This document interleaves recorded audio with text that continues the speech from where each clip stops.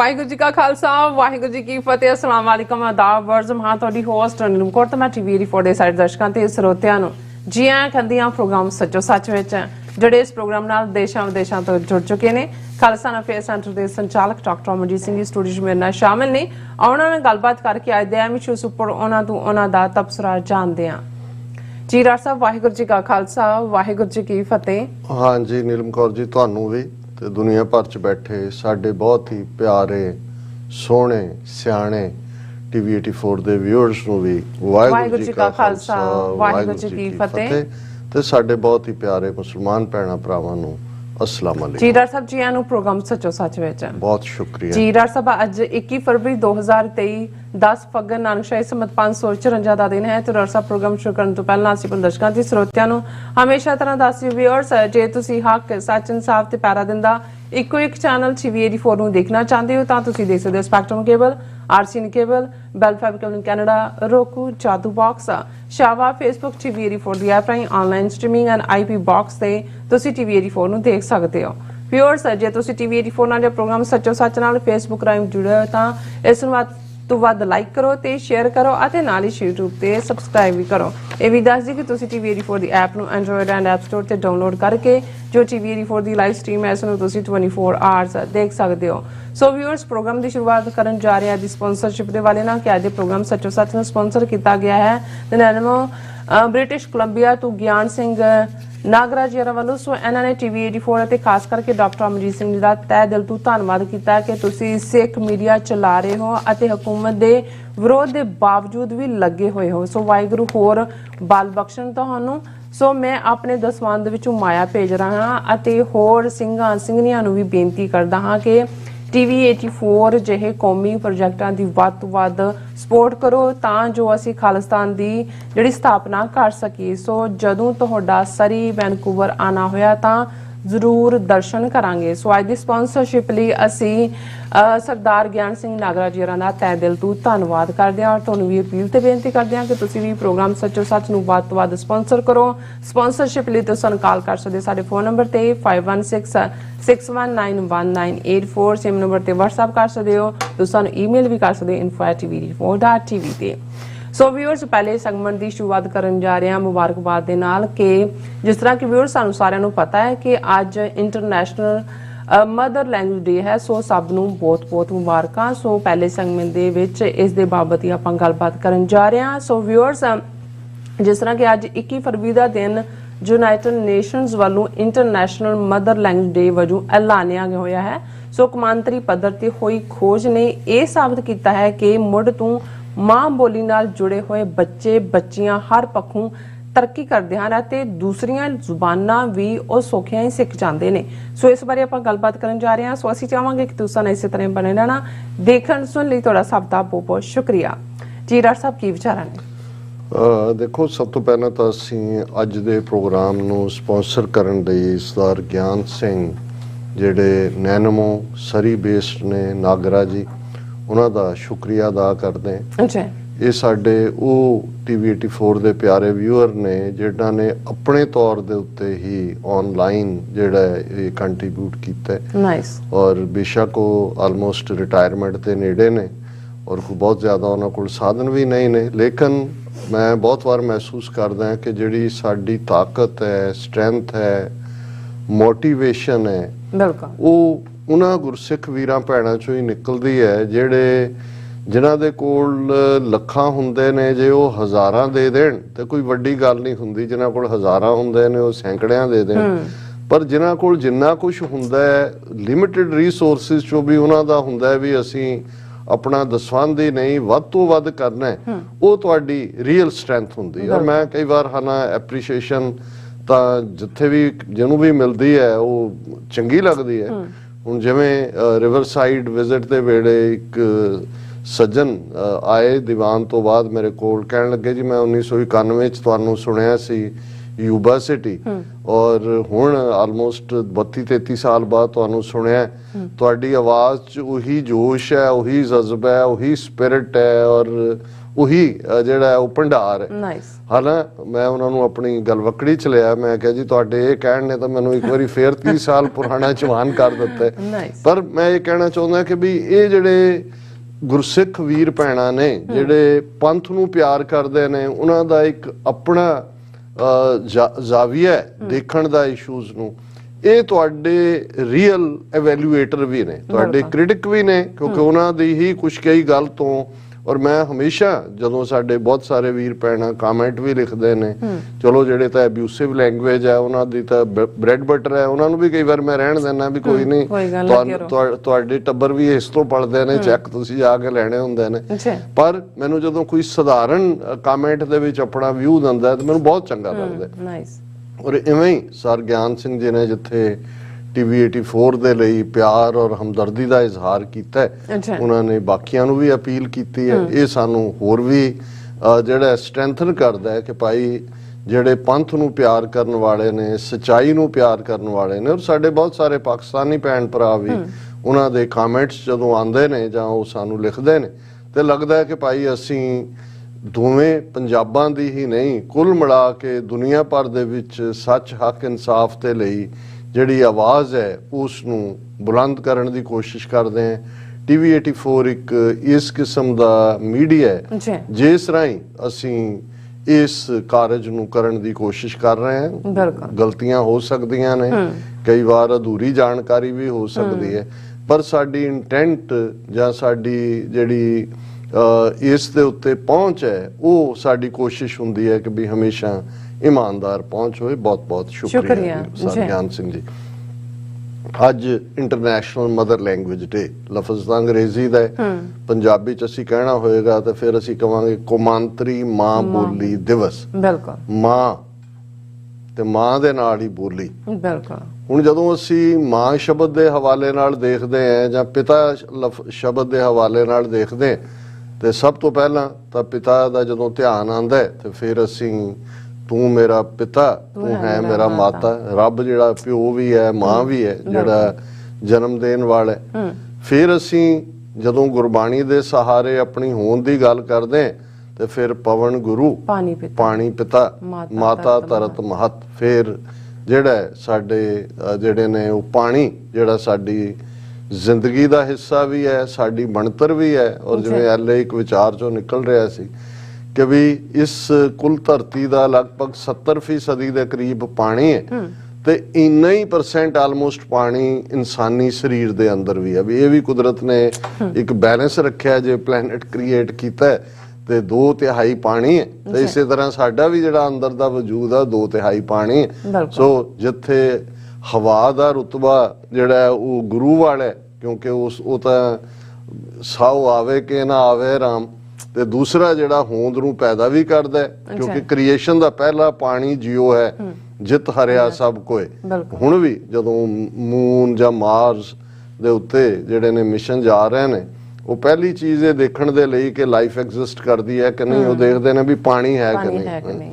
ਔਰ ਫਿਰ ਜ਼ਾਹਰ ਹੈ ਦੁਨਿਆਵੀ ਪਿਤਾ ਮਾਤਾ ਨੇ ਜਿਹੜੇ ਸਾਨੂੰ ਇਸ ਦੁਨੀਆ 'ਚ ਲਿਆਉਣ ਦਾ ਕਾਰਨ ਬਣਦੇ ਨੇ, ਇਸ ਲਈ ਉਹਨਾਂ ਦਾ ਰੁਤਬਾ ਵੀ ਜਿਹੜਾ ਬਹੁਤ ਉੱਚਾ ਹੈ। ਔਰ ਜਿਸ ਨੂੰ ਜਦੋਂ ਅਸੀਂ ਅੱਜ ਦੇ ਪੀਰੀਅਡ 'ਚ ਤਾਂ ਸਾਡੇ ਕੋਲ ਵਕਤ ਵੀ ਨਹੀਂ ਹੁੰਦਾ ਆਪਣੇ ਮਾਪਿਓ ਕੋਲ ਬਹਿਣ ਦਾ, ਜੇ ਹੁੰਦਾ ਵੀ ਹੈ ਤੇ ਅਸੀਂ ਉਹਨਾਂ ਦੇ ਨਾਲ ਝਗੜਾ ਕਰਦੇ ਹਾਂ, ਉਹਨਾਂ ਨੂੰ ਸਨੱਬ ਕਰਦੇ ਹਾਂ। ਪਰ ਜਦੋਂ ਗੁਰੂ ਰਾਮਦਾਸ ਜੀ ਨੇ ਆਪਣੇ ਬੱਚੇ ਨੂੰ ਜਿਹੜਾ ਇਸ ਕਿਸਮ ਦਾ ਪ੍ਰਿਥਿਆ, ਇਸ ਕਿਸਮ ਦੀਆਂ ਹਰਕਤਾਂ ਕਰਦਾ ਸੀ ਤੇ ਉਸ ਨੂੰ ਇਹ ਉਹਨੂੰ ਯਾਦ ਦਹਾਨੀ ਕਰਵਾਈ ਕਿ ਕਾਹੇ ਪੂਤ ਝਗਰਤ ਹੋ ਸੰਗ ਬਾਪ, ਜਿਨ ਕੇ ਜਣੇ ਬਡੀਰੇ ਤੁਮ ਹੋ, ਤਾਂ ਸਿਓ ਝਗਰਨ ਪਾਪ। ਕਿ ਪੁੱਤਰ ਕਿਉਂ ਝਗੜਾ ਕਰਦਾ, ਜਿਹਨੇ ਤੈਨੂੰ ਜਣਿਆ ਵੱਡਾ ਕੀਤਾ, ਉਹਨਾਂ ਦੇ ਨਾਲ ਝਗੜਾ ਕਰਨਾ ਜਿਹੜਾ ਪਾਪ ਹੈ। ਰਾਜੀ ਮੈਂ ਕਿਸੇ ਹੋਰ ਦਾ ਪੜ੍ਹ ਰਿਹਾ ਸੀ, ਉਹਨਾਂ ਨੇ ਕਿਹਾ ਕਿ ਵੀ ਸ਼ਾਇਦ ਕਿਸੇ ਗ੍ਰੀਕ ਫਿਲਾਸਫਰ ਦੇ ਹਵਾਲੇ ਨਾਲ ਸੀ ਕਿ ਮਾਪਿਓ ਜਿੰਨੇ ਮਰਜ਼ੀ ਗਲਤ ਵੀ ਹੋਣ ਫਿਰ ਵੀ ਮਾਪਿਓ ਨੂੰ ਉਹਨਾਂ ਦਾ ਹੱਕ ਦੇਣਾ ਬਣਦਾ, ਸਤਿਕਾਰ ਦੇਣਾ ਬਣਦਾ। ਹੁਣ ਗੱਲ ਮਾਂ ਦੀ ਕਰੀਏ, ਜ਼ਾਹਰ ਹੈ ਵੀ ਇੱਕ ਸਾਡੀ ਜਦੋਂ ਅਸੀਂ ਮਾਤਾ ਧਰਤ ਮਹੱਤ ਕਿਹਾ, ਧਰਤੀ ਹੈ ਜਿਸ ਦੇ ਉੱਤੇ ਜਿਹੜੀ ਹੈ ਸਾਰੀ ਕ੍ਰੀਏਸ਼ਨ ਹੈ।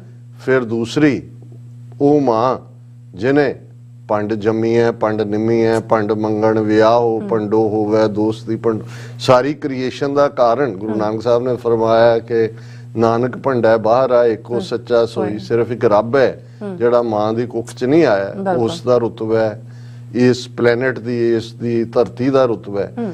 ਤੇ ਫਿਰ ਜੇ ਅਸੀਂ ਤੀਸਰਾ ਜਿਸ ਦੇ ਨਾਲ ਲਫ਼ਜ਼ ਮਾਂ ਜੋੜਦੇ ਹਾਂ ਤੇ ਨਾਲ ਫਿਰ ਬੋਲੀ ਲਫ਼ਜ਼ ਜੋੜਦੇ ਹਾਂ, ਉਹ ਮਾਂ ਬੋਲੀ ਸਾਡੀ, ਜਿਹਨੂੰ ਮਾਦਰੀ ਜ਼ਬਾਨ ਸਾਡੇ ਲਹਿੰਦੇ ਪੰਜਾਬ ਵਾਲੇ ਕਹਿੰਦੇ ਨੇ, ਮਾਂ ਬੋਲੀ ਹੈ, ਮਦਰ ਲੈਂਗੁਏਜ ਹੈ। ਹੁਣ ਇਹ ਜਿਹੜੀ ਮਾਂ ਦੇ ਮੂੰਹ ਚੋਂ, ਹੁਣ ਕਿਉਂਕਿ ਅਸੀਂ ਦੇਖਦੇ ਹਾਂ ਕਿ ਮਾਂ ਹੀ ਜਨਨੀ ਹੈ ਬੱਚੇ ਬੱਚੀ ਦੀ, ਪਹਿਲਾ ਜਿਹੜਾ ਖਿਡਾਵਾ ਵੀ ਉਹੀ ਹੈ, ਔਰ ਫਿਰ ਪ੍ਰਤਪਾਲਣਾ ਦੁੱਧ ਚੁੰਘਾਉਣ ਤੋਂ ਲੈ ਕੇ ਉਸ ਦੇ ਸਾਰੇ ਬਚਪਨ ਨੂੰ ਪੋਤੜੇ ਬਦਲਣ ਤੱਕ ਉਹ ਸਾਰਾ।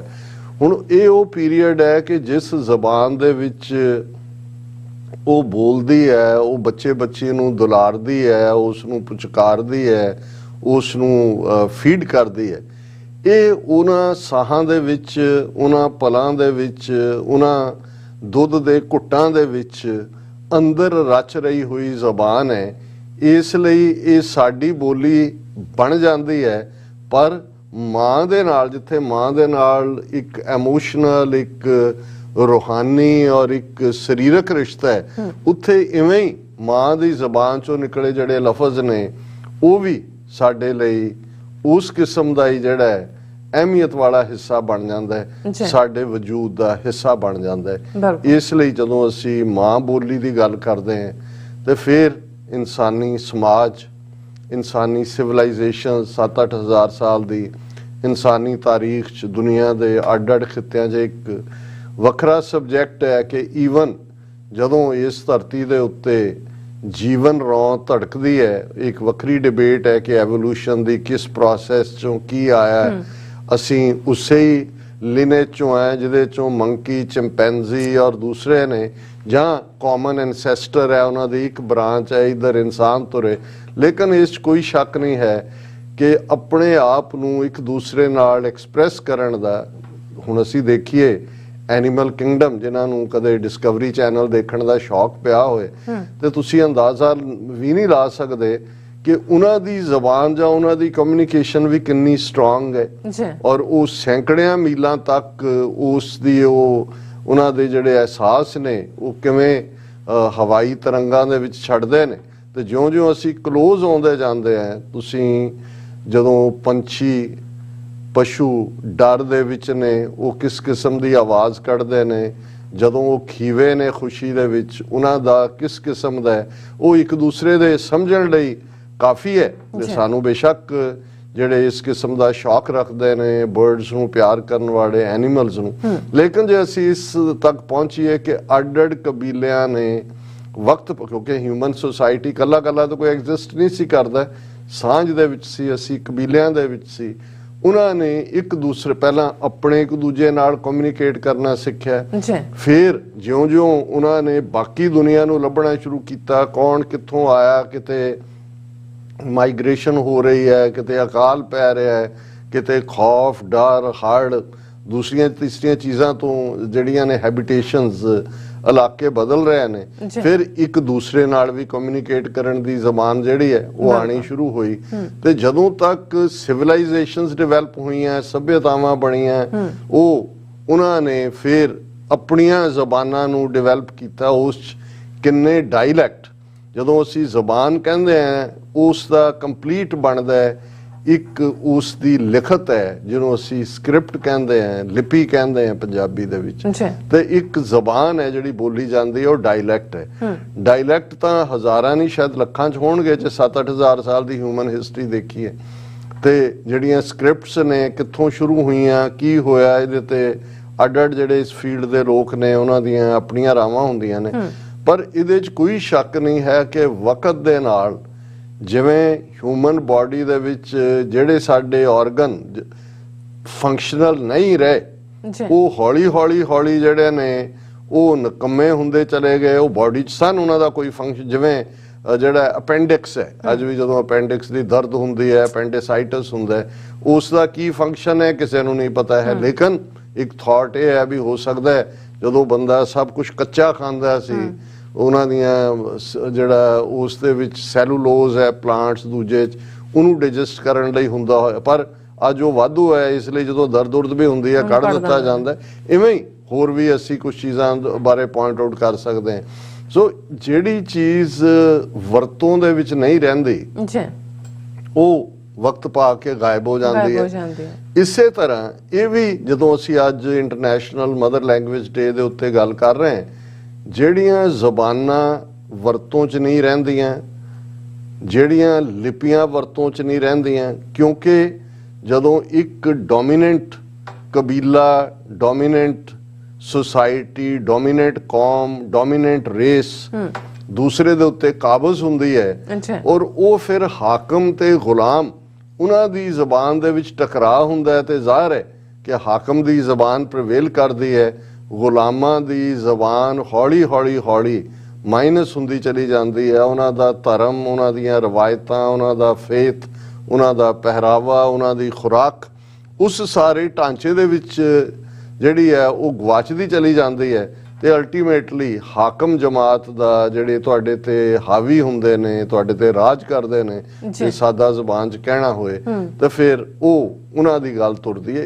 ਇਸ ਲਈ ਇਹਨਾਂ ਸਾਰੇ ਹਜ਼ਾਰਾਂ ਸਾਲਾਂ ਦੀ ਤਾਰੀਖ ਦੇ ਵਿੱਚ ਹਜ਼ਾਰਾਂ ਲੈਂਗੁਏਜਸ, ਡਾਇਲੈਕਟਸ ਗਾਇਬ ਵੀ ਹੋਏ ਔਰ ਅੱਜ ਵੀ ਹਜ਼ਾਰਾਂ ਉਹ ਨੇ। ਜਦੋਂ ਅਸੀਂ ਯੂਨਾਈਟਿਡ ਨੇਸ਼ਨਸ ਦੀ ਗੱਲ ਕਰਦੇ ਹਾਂ, 194 ਦੇ ਕਰੀਬ ਮੁਲਕ ਇਸ ਦੇ ਮੈਂਬਰ ਨੇ ਔਰ ਉਹਨਾਂ ਦੇ ਵਿੱਚ ਜਦੋਂ ਇਸ ਦਿਨ ਦੀ ਗੱਲ ਹੁੰਦੀ ਹੈ ਜਾਂ ਇਹ ਦਿਨ ਕਿਵੇਂ ਜਿਹੜਾ 21 ਫਰਵਰੀ ਦਾ ਚੁਣਿਆ ਗਿਆ, ਇਸ ਦੀ ਵੀ ਅਸੀਂ ਗੱਲ ਕਰਾਂਗੇ।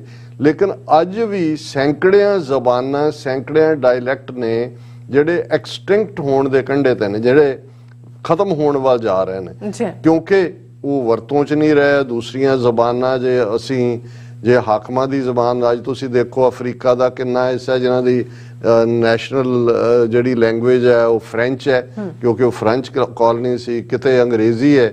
ਜੇ ਤੁਸੀਂ ਸਾਊਥ ਅਮਰੀਕਾ 'ਚ ਬ੍ਰਾਜ਼ੀਲ, ਦੂਜੀ ਪੁਰਤਗੀਜ਼ ਹੈ, ਪੁਰਤਗਾਲੀ, ਬਹੁਤ ਸਾਰੀ ਸਪੈਨਿਸ਼, ਨਸਲ ਹੀ ਸਪੈਨਿਸ਼ ਬਣ ਗਈ, ਜ਼ਬਾਨ ਵੀ ਬਣ ਗਈ। ਹਾਲਾਂਕਿ ਇਹਨਾਂ ਦਾ ਸਾਊਥ ਅਮਰੀਕਾ ਦਾ ਸਪੇਨ ਨਾਲ ਕੀ ਤਾਲੁਕ ਹੈ, ਲੇਕਿਨ ਕਿਉਂਕਿ ਸਪੈਨਿਸ਼ ਨੇ ਆ ਕੇ 500-550 ਸਾਲ ਪਹਿਲਾਂ ਇਹਨਾਂ ਦੇ ਉੱਤੇ ਕਬਜ਼ਾ ਕੀਤਾ, ਉਹਨਾਂ ਦਾ ਆਪਣਾ ਕਈ ਕੁਝ ਗਾਇਬ ਹੋ ਗਿਆ। ਪਰ ਅਸੀਂ ਇਹੀ ਜਿਹੜਾ ਬਾਕੀ ਕੰਟੀਨੈਂਟਸ ਦੇ ਹਵਾਲੇ ਨਾਲ ਵੀ ਦੇਖ ਸਕਦੇ ਹਾਂ। ਜੇ ਆਸਟ੍ਰੇਲੀਅਨ ਕੰਟੀਨੈਂਟ ਦੇ ਹਵਾਲੇ ਨਾਲ ਦੇਖੀਏ, ਕਿੰਨੇ ਹਜ਼ਾਰ ਫਸਟ ਨੇਸ਼ਨਸ ਜਿਨ੍ਹਾਂ ਨੂੰ ਐਬੋਰੀਜਨਲਸ ਕਿਹਾ ਜਾਂਦਾ ਸੀ, ਉਹਨਾਂ ਦੇ ਆਪਣੇ ਡਾਇਲੈਕਟ ਕਿਸ ਅੰਦਾਜ਼ ਦੇ ਵਿੱਚ ਗਾਇਬ ਹੋਏ, ਕੀਤੇ ਗਏ ਔਰ ਅੱਜ ਕਿਵੇਂ ਉਹ ਆਪਣਾ ਰੈਫਰੈਂਡਮ ਕਰ ਰਹੇ ਨੇ ਫਸਟ ਨੇਸ਼ਨਸ ਵਾਲੇ ਕਿ ਭਾਈ ਉਹਨਾਂ ਦੇ ਕੁਝ ਹਕੂਕ, ਉਹਨਾਂ ਦੀਆਂ ਥਾਵਾਂ ਕੁਝ ਸੁਰੱਖਿਅਤ ਰਹਿਣ।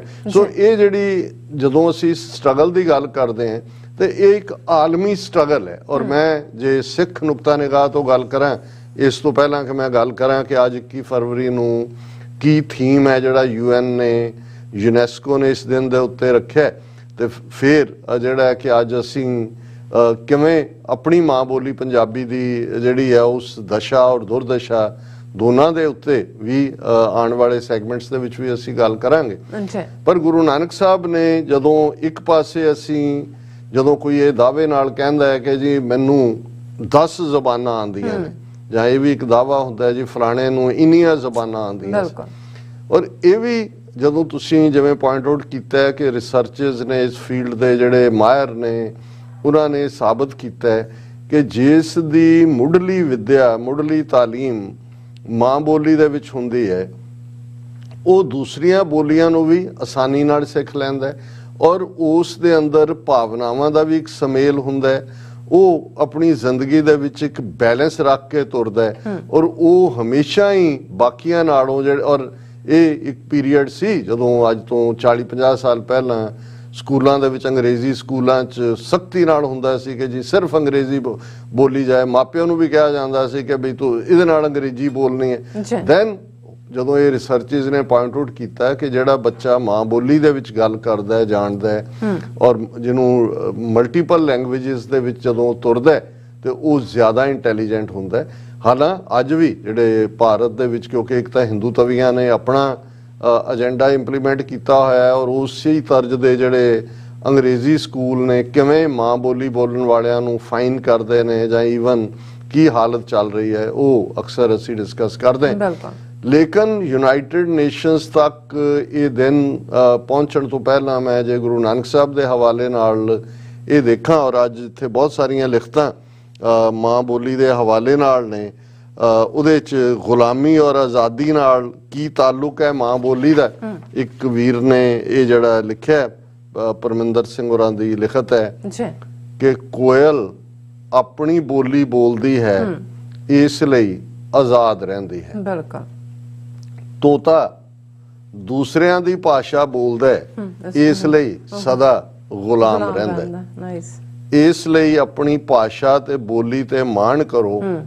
ਪੰਜਾਬੀ ਆਪਣੀ ਮਾਂ ਬੋਲੀ ਹੈ, ਇਸ ਲਈ ਮਾਣ ਨਾਲ ਆਪਣੀ ਬੋਲੀ ਬੋਲੋ।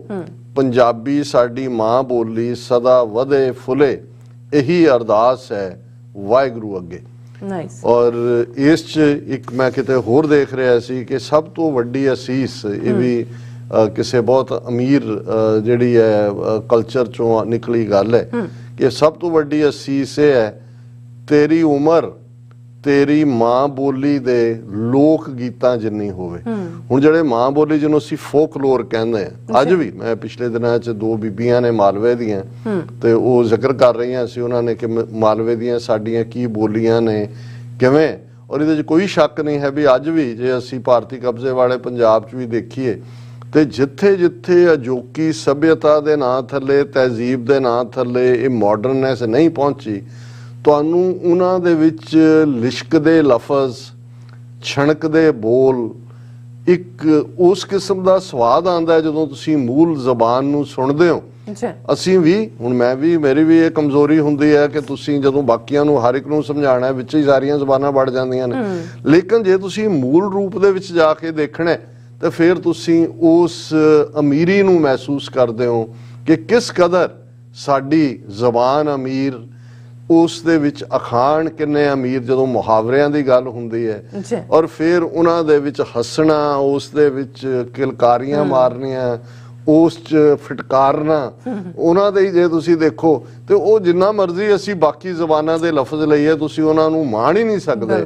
ਹੁਣ ਇਸ ਸਭ ਦੇ ਚੱਲਦੇ ਆ ਜਦੋਂ ਗੁਰੂ ਨਾਨਕ ਸਾਹਿਬ ਨੇ ਗੁਲਾਮੀ ਦੇ ਲਈ ਜਿਹੜਾ ਉਹ ਤਿੰਨ ਉਸ ਦੀਆਂ ਅਲਾਮਤਾਂ ਆਇਡੈਂਟੀਫਾਈ ਕੀਤੀਆਂ ਸੀ, ਉਹ ਤੁਹਾਡੀ ਜ਼ਬਾਨ ਹੈ, ਤੁਹਾਡਾ ਪਹਿਰਾਵਾ ਹੈ, ਔਰ ਤੁਹਾਡੀ ਖੁਰਾਕ ਹੈ। ਔਰ ਮੈਂ ਬਰੀਫ ਦੇ ਵਿੱਚ ਜੇ ਉਹਨਾਂ ਤਿੰਨੋਂ ਕੋਰਸ ਨੂੰ ਕਵਾਂ ਕਿ ਖੱਤਰੀਆਂ ਤਾਂ ਧਰਮ ਛੋੜਿਆ, ਮਲੇਛ ਭਾਖਿਆ ਗਹੀ, ਘਰ ਘਰ ਮੀਆਂ ਸਭਨਾ ਜੀਆਂ, ਬੋਲੀ ਅਵਰ ਤੁਹਾਰੀ।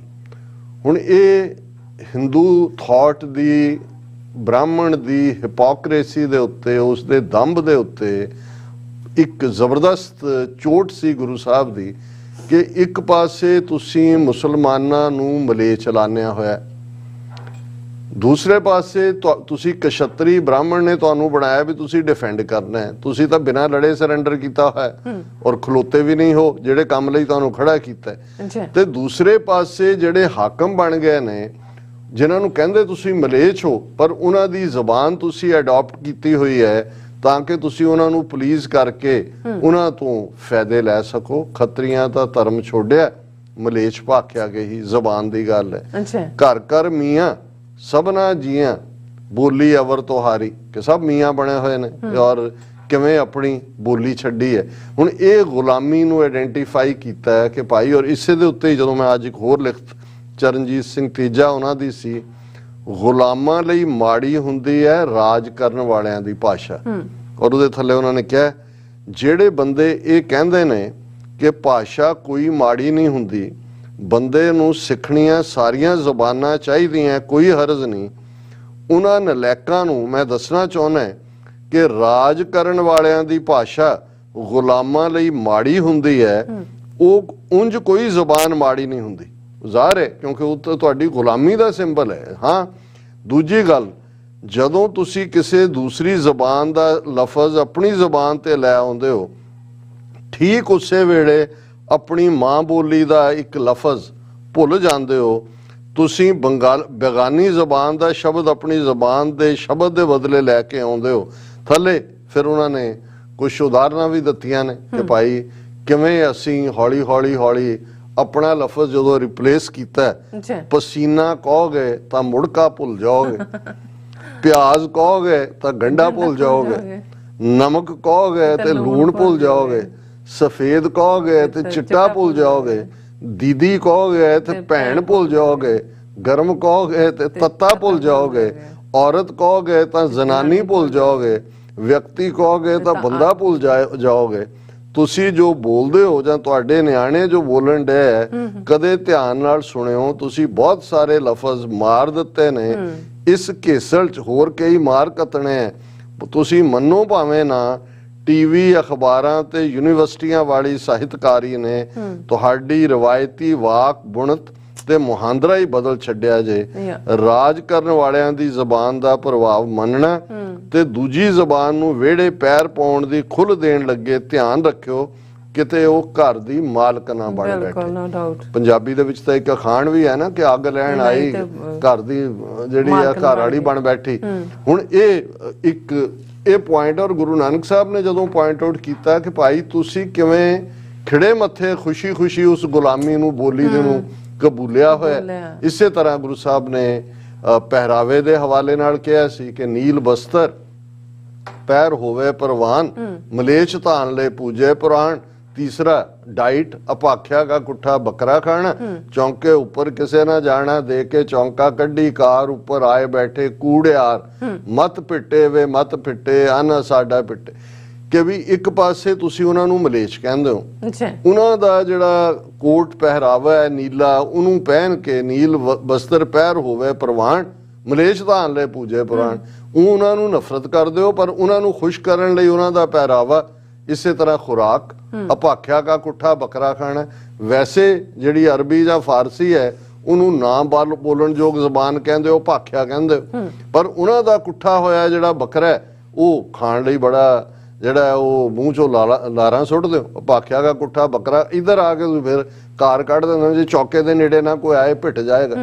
हुण ये जिहड़ी गुलामी है, हिपोक्रेसी भी गुलामी चों एक वड्डा सिम्पटम हिपोक्रेसी गुलामी दा ही हुंदा है। हुण इन्हां दे नाल गुरु साहब ने आइडेंटिफाई कीता सी, और इसलिए जदों असी आज़ाद कौमां दी गल करदे हैं, आज़ादी तहरीकां दी गल करदे हैं, आज़ाद सोच दी गल करदे हैं, ते सिख तहजीब दे अंदर गुरु नानक साहब ने जिथे उस धरती दे खिते दी जबान जिहड़ी हज़ारां, इहदे ते मैं अज भी मैं 2-3 आर्टिकल डिफरेंटली देख रहा सी। ईवन एक रिसर्च जिहड़ी अमेरिका दे एक सिख डॉक्टर ने रिसर्च चो पॉइंट आउट किया है कि ईवन पंजाबी स्क्रिप्ट, और जदों असी द्रावड़ जां उस हड़प्पा दी सिविलाइजेशन की गल करते हैं, सिंधु घाटी की सिविलाइजेशन, इंडस वैली सिविलाइजेशन, और कुछ जिहड़ियां लिखतां 5000 साल के लगभग पुरानियां मिलदियां ने जिन्होंने अजे तक डी कोड नहीं किया जा सकिया। हुण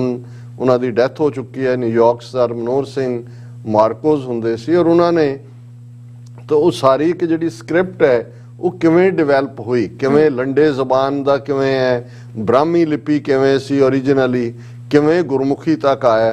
सो गुरु नानक साहब ने जिथे बेशक साडे गुरु अंगद साहिब दे नाल बहुत सारे साडे स्कॉलर जोड़ते ने, पर मैनूं ये लगता है कि भी किते ना क्योंकि उन्हां दा तां गुरगद्दी टाइम भी 9 साल है, ते गुरु नानक साहब ने अपनी भी पट्टी लिखी, उन्हां दी बाणी है, जां जदों उन्होंने बाकी भगतां दी बाणी नूं लिया कि उन्हां च वो लफज भी ने जिहड़ी दूसरी जबान दी स्क्रिप्ट च नहीं ने, डाढ़ा है, नंगा है, दूसरियां जो, इहदा मतलब ये है कि ऑलरेडी जो एग्जिस्ट करदा सी गुरु साहब ने उसनूं अपनी स्क्रिप्ट दे विच लिखिया।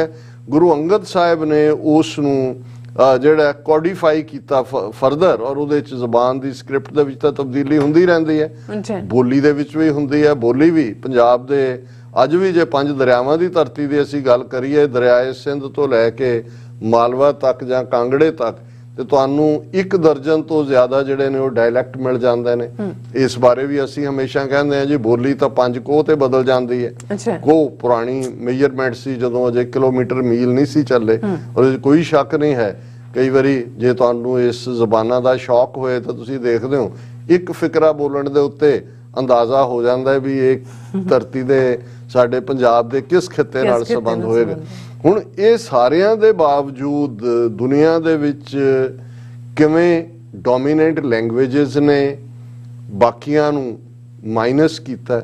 ਹੁਣ ਇਸ ਗੱਲ ਦਾ ਅੰਦਾਜ਼ਾ ਜਦੋਂ ਇਹ 21 ਫਰਵਰੀ ਨਾਲ ਸੰਬੰਧਿਤ ਇੰਟਰਨੈਸ਼ਨਲ ਮਦਰ ਲੈਂਗੁਏਜ ਡੇ ਦੀ ਗੱਲ ਹੁੰਦੀ ਹੈ ਤਾਂ ਫਿਰ ਇਹ ਕ੍ਰੈਡਿਟ ਬੰਗਲਾਦੇਸ਼ ਵਾਲਿਆਂ ਨੂੰ ਜਾਂਦਾ ਹੈ। ਉਹਨਾਂ ਦੀ ਬੇਸ਼ੱਕ ਇੱਕ ਆਪਣੀ ਸਟਰਗਲ ਸੀ, ਪਾਕਿਸਤਾਨ ਦਾ ਇੱਕ ਆਪਣਾ ਉਹਨਾਂ ਦੀ ਅਸੀਂ ਡਿਸਕਸ ਕਰਾਂਗੇ ਕਿ ਕਿਵੇਂ ਜਦੋਂ ਕੌਮੀ ਜ਼ਬਾਨ ਉਰਦੂ ਬਣੀ ਕਿਵੇਂ ਬੰਗਾਲੀ ਵੀ ਜਿਹੜਾ ਉਹ ਰੁੱਸਿਆ ਔਰ ਬੰਗਾਲੀਆਂ ਨੇ ਸਭ ਤੋਂ ਪਹਿਲਾਂ ਜਿਹੜਾ ਇਸ ਦੇ ਉੱਤੇ 21 ਫਰਵਰੀ 1952 ਨੂੰ ਜਿਹੜਾ ਇੱਕ ਢਾਕੇ ਦੇ ਵਿੱਚ ਢਾਕਾ ਯੂਨੀਵਰਸਿਟੀ ਦੇ ਸਟੂਡੈਂਟਸ ਨੇ ਜਲੂਸ ਕੱਢਿਆ, ਗੋਲੀ ਚੱਲੀ, 5 ਦੇ ਕਰੀਬ ਸਟੂਡੈਂਟ ਮਾਰੇ ਗਏ, ਸੈਂਕੜਿਆਂ ਜਿਹੜੇ ਨੇ ਜਾਂ ਦਰਜਨਾਂ ਜ਼ਖਮੀ ਹੋਏ। ਔਰ ਇੱਥੋਂ ਉਹਨਾਂ ਦੀ ਜਿਹੜੀ ਹੈ ਜੇ ਸਟਰਗਲ ਜਿਹੜਾ ਬੇਸ਼ੱਕ ਬਾਅਦ ਚ ਇੰਡੀਅਨ ਇੰਟਰਵੈਂਸ਼ਨ ਦੇ ਨਾਲ 1971 ਐਂਡ ਚ ਬੰਗਲਾਦੇਸ਼ ਹੋਣ ਚ ਆਉਂਦਾ, ਪਰ ਅੱਜ ਵੀ ਜਿਸ ਥੇ ਇਹ ਵਾਕਿਆ 21 ਫਰਵਰੀ 1952 ਨੂੰ ਹੋਇਆ ਜਿੱਥੇ ਡੈਥਸ ਹੋਈਆਂ ਉੱਥੇ ਸ਼ਹੀਦੀ ਮੀਨਾਰ ਉਹਨਾਂ ਨੇ ਬਣਾਇਆ ਹੋਇਆ। ਬੰਗਲਾਦੇਸ਼ 'ਚ ਜਿਹੜਾ ਇਸ ਦਿਨ ਦੀ ਛੁੱਟੀ ਵੀ ਹੁੰਦੀ ਹੈ, ਪਰ ਇਹ ਵੀ ਇੱਕ ਆਪਣੇ ਆਪ 'ਚ ਯੂਨੀਕ ਕਹਾਣੀ ਹੈ ਕਿ ਕਿਵੇਂ 21 ਫਰਵਰੀ ਦਾ ਹੀ ਦਿਨ ਜਿਸ ਦਿਨ 1952 'ਚ ਇਹ ਸਟੂਡੈਂਟ ਮਾਰੇ ਜਾਂਦੇ ਨੇ ਔਰ ਬਾਕੀ ਜ਼ਖਮੀ ਹੁੰਦੇ ਨੇ, ਉਹਨਾਂ ਨੇ ਕਿਵੇਂ ਪਹੁੰਚ ਕੀਤੀ। ਐਕਚੁਅਲੀ ਵੈਨਕੂਵਰ 'ਚ ਰਹਿਣ ਵਾਲੇ 2 ਬੰਗਲਾਦੇਸ਼ੀਆਂ ਨੇ ਸਿੰਪਲ ਇੱਕ ਚਿੱਠੀ ਲਿਖੀ, ਉਸ ਵੇਲੇ ਸੈਕਟਰੀ ਜਨਰਲ ਕਾਫੀ ਅਨਾਨ ਸਨ ਯੂਨਾਈਟਿਡ ਨੇਸ਼ਨਸ ਦੇ, ਕਿ ਭਾਈ ਮਦਰ ਲੈਂਗੁਏजेस ਬਹੁਤ ਇੰਪੋਰਟੈਂਟ ਲੈਂਗੁਏजेस ਨੇ ਜਿਨ੍ਹਾਂ ਦੀਆਂ ਵੀ ਮਾਂ ਬੋਲੀਆਂ ਨੇ ਉਹ ਗਾਇਬ ਹੋ ਰਹੀਆਂ, ਤੇ ਤੁਸੀਂ ਕਿਉਂ ਨਹੀਂ UN ਦੇ ਵਿੱਚ UN ਡਿਕਲੇਅਰ ਕਰਦੀ ਇੱਕ ਐਸਾ ਦਿਨ ਸਾਲ ਦਾ ਜਿਹਨੂੰ ਇੰਟਰਨੈਸ਼ਨਲ ਮਦਰ ਲੈਂਗੁਏਜ ਡੇ ਕਿਹਾ ਜਾਏ। ਕਾਫੀ ਅਨਾਨ ਨੂੰ ਇਹ ਸੁਝਾਅ ਬਹੁਤ ਪਸੰਦ ਆਇਆ। ਬਾਅਦ ਚ ਬੰਗਲਾਦੇਸ਼ ਦੀ ਪਾਰਲੀਮੈਂਟ ਰਾਹੀਂ ਆਫੀਸ਼ੀਅਲੀ ਉਹਨਾਂ ਦੇ UN ਮਿਸ਼ਨ ਨੇ ਵੀ ਇਸ ਨੂੰ ਹੋਰ ਦੇਸ਼ਾਂ ਦੇ ਨਾਲ ਮਿਲ ਕੇ ਇਸ ਸੁਝਾਅ ਨੂੰ ਅੱਗੇ ਤੋਰਿਆ। ਨਤੀਜੇ ਦੇ ਤੌਰ ਤੇ ਜਿਹੜਾ 21 ਫਰਵਰੀ 2000 ਯੂਨੈਸਕੋ ਨੇ ਇਹਨੂੰ ਫਿਰ 1999 ਚ ਮੰਨ ਲਿਆ ਕਿ ਜੀ ਇੱਕ ਇੰਟਰਨੈਸ਼ਨਲ ਮਦਰ ਲੈਂਗੁਏਜ ਡੇ ਹੋਏਗਾ। ਡੇਟ ਵੀ 21 ਫਰਵਰੀ ਮੰਨੀ ਜਿਸ ਦਿਨ 1952 ਚ ਢਾਕਾ ਯੂਨੀਵਰਸਿਟੀ ਦੇ ਸਟੂਡੈਂਟ ਮਾਰੇ ਗਏ ਸੀ, ਔਰ 21 ਫਰਵਰੀ 2000 ਨੂੰ ਫਿਰ ਇਹ ਦੁਨੀਆ ਦੇ ਮੁਲਕਾਂ ਵੱਲੋਂ ਮਨਾਇਆ ਜਾਣ ਲੱਗਾ। ਔਰ ਅੱਜ ਵੀ ਜਦੋਂ ਅਸੀਂ ਦੇਖ ਰਹੇ ਹਾਂ ਇਸ ਵਰੇ ਦਾ ਥੀਮ ਜਿਹੜਾ ਯੂਨਾਈਟਿਡ ਨੇਸ਼ਨ ਚ ਅੱਜ ਇਸ ਦੇ ਉੱਤੇ ਵੱਡਾ ਫੰਕਸ਼ਨ ਹੋਇਆ ਔਰ ਉਹਨਾਂ ਦਾ ਥੀਮ ਦਾ ਇਵੈਂਟ ਜਿਹੜੀ ਹੋਸਟ ਹੋਈ ਉਹਦਾ ਸੀ ਐਨਹਾਂਸਿੰਗ ਮਲਟੀਲਿੰਗੁਅਲ education as a necessity to transform education in a multilingual context from early childhood education and well beyond ਕਿ ਬਚਪਨ ਤੋਂ ਹੀ ਮਾਂ ਬੋਲੀ ਦੇ ਵਿੱਚ ਵਿਦਿਆ ਦੇਣੀ, ਇਸ ਨੂੰ ਅੱਗੇ ਵਧਾਉਣਾ। ਇਹ ਹੋਏ supporting learning through multilingual education ਕਿ ਇਸ ਕਿਸਮ ਦਾ ਸਿਸਟਮ ਜਿੱਥੇ ਅੱਡ-ਅੱਡ ਜ਼ਬਾਨਾਂ ਰਾਹੀਂ ਜਿਹੜੀ ਵਿਦਿਆ ਦਿੱਤੀ ਜਾਏ। multilingualism in our fast changing global context and in crisis situations including emergency contacts ਕਿ ਭਾਈ ਸਾਰੇ ਪਾਸੇ ਪ੍ਰਬੰਧ ਹੋਣ ਕਿ ਜੇ ਕੋਈ ਆਪਣੀ ਮਾਂ ਬੋਲੀ 'ਚ ਉਹ ਐਮਰਜੈਂਸੀ ਕਾਲ ਹੀ ਕਰ ਰਿਹਾ ਤੇ ਉਹਨੂੰ ਜਿਹੜਾ ਡੀਕੋਡ ਕਰਨ ਵਾਲਾ, ਰਿਸੀਵ ਕਰਨ ਵਾਲਾ ਜਾਂ ਰਿਸਪੌਂਡ ਕਰਨ ਵਾਲਾ ਹੋਵੇ। ਔਰ ਤੀਸਰਾ ਜਿਹੜਾ ਮੋਸਟ ਇੰਪੋਰਟੈਂਟ ਹੈ ਇਸ ਸਾਲ ਦਾ theme ਰੀਵਾਈਟਲਾਈਜ਼ਿੰਗ languages that are disappearing or are threatened with extinction ਕਿ ਉਹਨਾਂ ਜ਼ਬਾਨਾਂ ਨੂੰ ਵਾਪਸ ਲਿਆਣਾ ਸੈਂਟਰਲ ਪਲੇਟਫਾਰਮ ਤੇ ਰੀਵਾਈਟਲਾਈਜ਼ਿੰਗ ਲੈਂਗੁਏजेस that are disappearing ਜਿਹੜੀਆਂ ਅਲੋਪ ਹੋ ਰਹੀਆਂ ਨੇ or are threatened with extinction ਜਾਂ ਜਿਨ੍ਹਾਂ ਦਾ ਇਹ ਡਰ ਹੈ ਕਿ ਇਹ ਅਲੋਪ ਹੋ ਰਹੀਆਂ ਜ਼ਬਾਨਾਂ ਨੇ। ਔਰ ਇਹ ਅੱਜ ਹੀ ਪਰਮਾਨੈਂਟ ਮਿਸ਼ਨ ਬੰਗਲਾਦੇਸ਼ ਦਾ UN ਚ ਉਹਨਾਂ ਨੇ ਸੀਨੀਅਰ ਆਫੀਸ਼ੀਅਲਸ ਦੇ ਨਾਲ ਜਿਨ੍ਹਾਂ ਚ Denmark, Guatemala, Hungary, India, Morocco, Timor ਉਹਨਾਂ ਦੇ ਨਾਲ ਜਿਹੜਾ ਇੱਕ ਮਿਲ ਕੇ ਮਲਟੀਲਿੰਗੁਅਲ ਐਜੂਕੇਸ਼ਨ ਇਹ ਨੈਸੈਸਰੀ ਟੂ ਟਰਾਂਸਫਾਰਮ ਐਜੂਕੇਸ਼ਨ ਇਸ ਵਿਸ਼ੇ ਦੇ ਉੱਤੇ ਡਿਸਕਸ਼ਨ ਕੀਤੀ ਹੈ। ਔਰ ਇਸ ਦੇ ਨਾਲ ਮੈਂ ਦੇਖਦਾ ਕਿ ਪੰਜਾਬ ਦੇ ਵਿੱਚ ਵੀ ਜਿਹੜਾ ਲਹਿੰਦੇ ਪੰਜਾਬ ਦੀ ਤਾਂ ਅਜੇ ਖਬਰ ਨਹੀਂ ਹੈ, ਕੱਲ ਨੂੰ ਹੀ ਪਤਾ ਹੋਏਗਾ। ਉਹ ਪੰਜਾਬ ਦੇ ਵਿੱਚ ਵੀ ਇਸ ਦਿਨ ਨੂੰ ਈਵਨ ਜਲੰਧਰ ਦੇ ਵਿੱਚ ਇੱਕ ਪੂਰਾ ਜਲੂਸ ਕੱਢ ਕੇ ਮਨਾਇਆ ਜਾਂਦਾ ਹੈ। ਬਾਕੀ ਥਾਵਾਂ ਤੇ ਵੀ ਸਮਾਗਮ ਹੋ ਰਹੇ ਨੇ। ਔਰ ਮੈਂ ਈਵਨ ਸ਼ਿਕਾਗੋ ਦੇ ਹਵਾਲੇ ਨਾਲ ਦੇਖ ਰਿਹਾ ਸੀ ਕਿ ਸ਼ਿਕਾਗੋ 'ਚ ਪੰਜਾਬੀ ਮਾਂ ਬੋਲੀ ਨੂੰ ਸਮਰਪਿਤ ਪ੍ਰੋਗਰਾਮ ਸੁਖ ਨਵਾਰ ਪੰਜਾਬ 'ਚ ਸ਼ਾਇਰਾਂ ਨੇ ਬੰਨਿਆ ਰੰਗ। ਦੋਵਾਂ ਪੰਜਾਬਾਂ ਦੇ ਅਦੀਬ ਸ਼ਾਇਰ ਇੱਕ ਮੰਚ ਤੇ ਬਿਰਾਜਮਾਨ। ਔਰ ਇਹ ਜਿਹੜਾ Glenside public library Glendale Height Chicago 'ਚ ਜਿਹੜਾ ਸੁਖਨਵਾਰ ਪੰਜਾਬ ਨਾਂ ਦੀ ਆਰਗੇਨਾਈਜੇਸ਼ਨ ਵੱਲੋਂ ਇਸ ਮਦਰ ਲੈਂਗੁਏਜ ਡੇ ਨੂੰ ਸਮਰਪਿਤ ਮੁਸ਼ਾਇਰਾ ਕਰਵਾਇਆ ਗਿਆ। ਇਹ 20 ਸਾਲ ਤੋਂ ਭਾਵੇਂ ਉਰਦੂ ਦੇ ਮੁਸ਼ਾਇਰੇ ਕਰਵਾਉਂਦੇ ਸੀ ਕਿ ਪਹਿਲੀ ਵਾਰ ਹੈ ਕਿ ਪਲੇਠਾ ਮੁਸ਼ਾਇਰਾ ਜਿਹੜਾ ਉਹਨਾਂ ਨੇ ਕਰਵਾਇਆ ਔਰ ਇਹਦੇ 'ਚ ਕਾਫੀ ਜਿਹੜੇ ਨੇ ਉਰਦੂ ਤੇ ਪੰਜਾਬੀ ਦੇ ਨਾਮਵਰ ਸ਼ਾਇਰ ਆਬਿਦ ਰਸ਼ੀਦ ਜਿਹੜੇ ਇੰਜੀਨੀਅਰ ਨੇ ਔਰ ਗਲੋਬਲ ਕੁਆਲਿਟੀ ਡਾਇਰੈਕਟਰ ਨੇ ਉਹਨਾਂ ਨੇ ਇਸ ਦਾ ਪ੍ਰਬੰਧ ਕੀਤਾ ਔਰ ਇਸ 'ਚ ਸੂਫੀ ਅੰਦਾਜ਼ ਸ਼ਾਇਰੀ ਲਿਖਣ ਵਾਲੇ ਸ਼ਾਇਰ ਸਾਜਿਦ ਚੌਧਰੀ ਸਾਹਿਬ ਨੇ ਸ਼ਿਰਕਤ ਕੀਤੀ।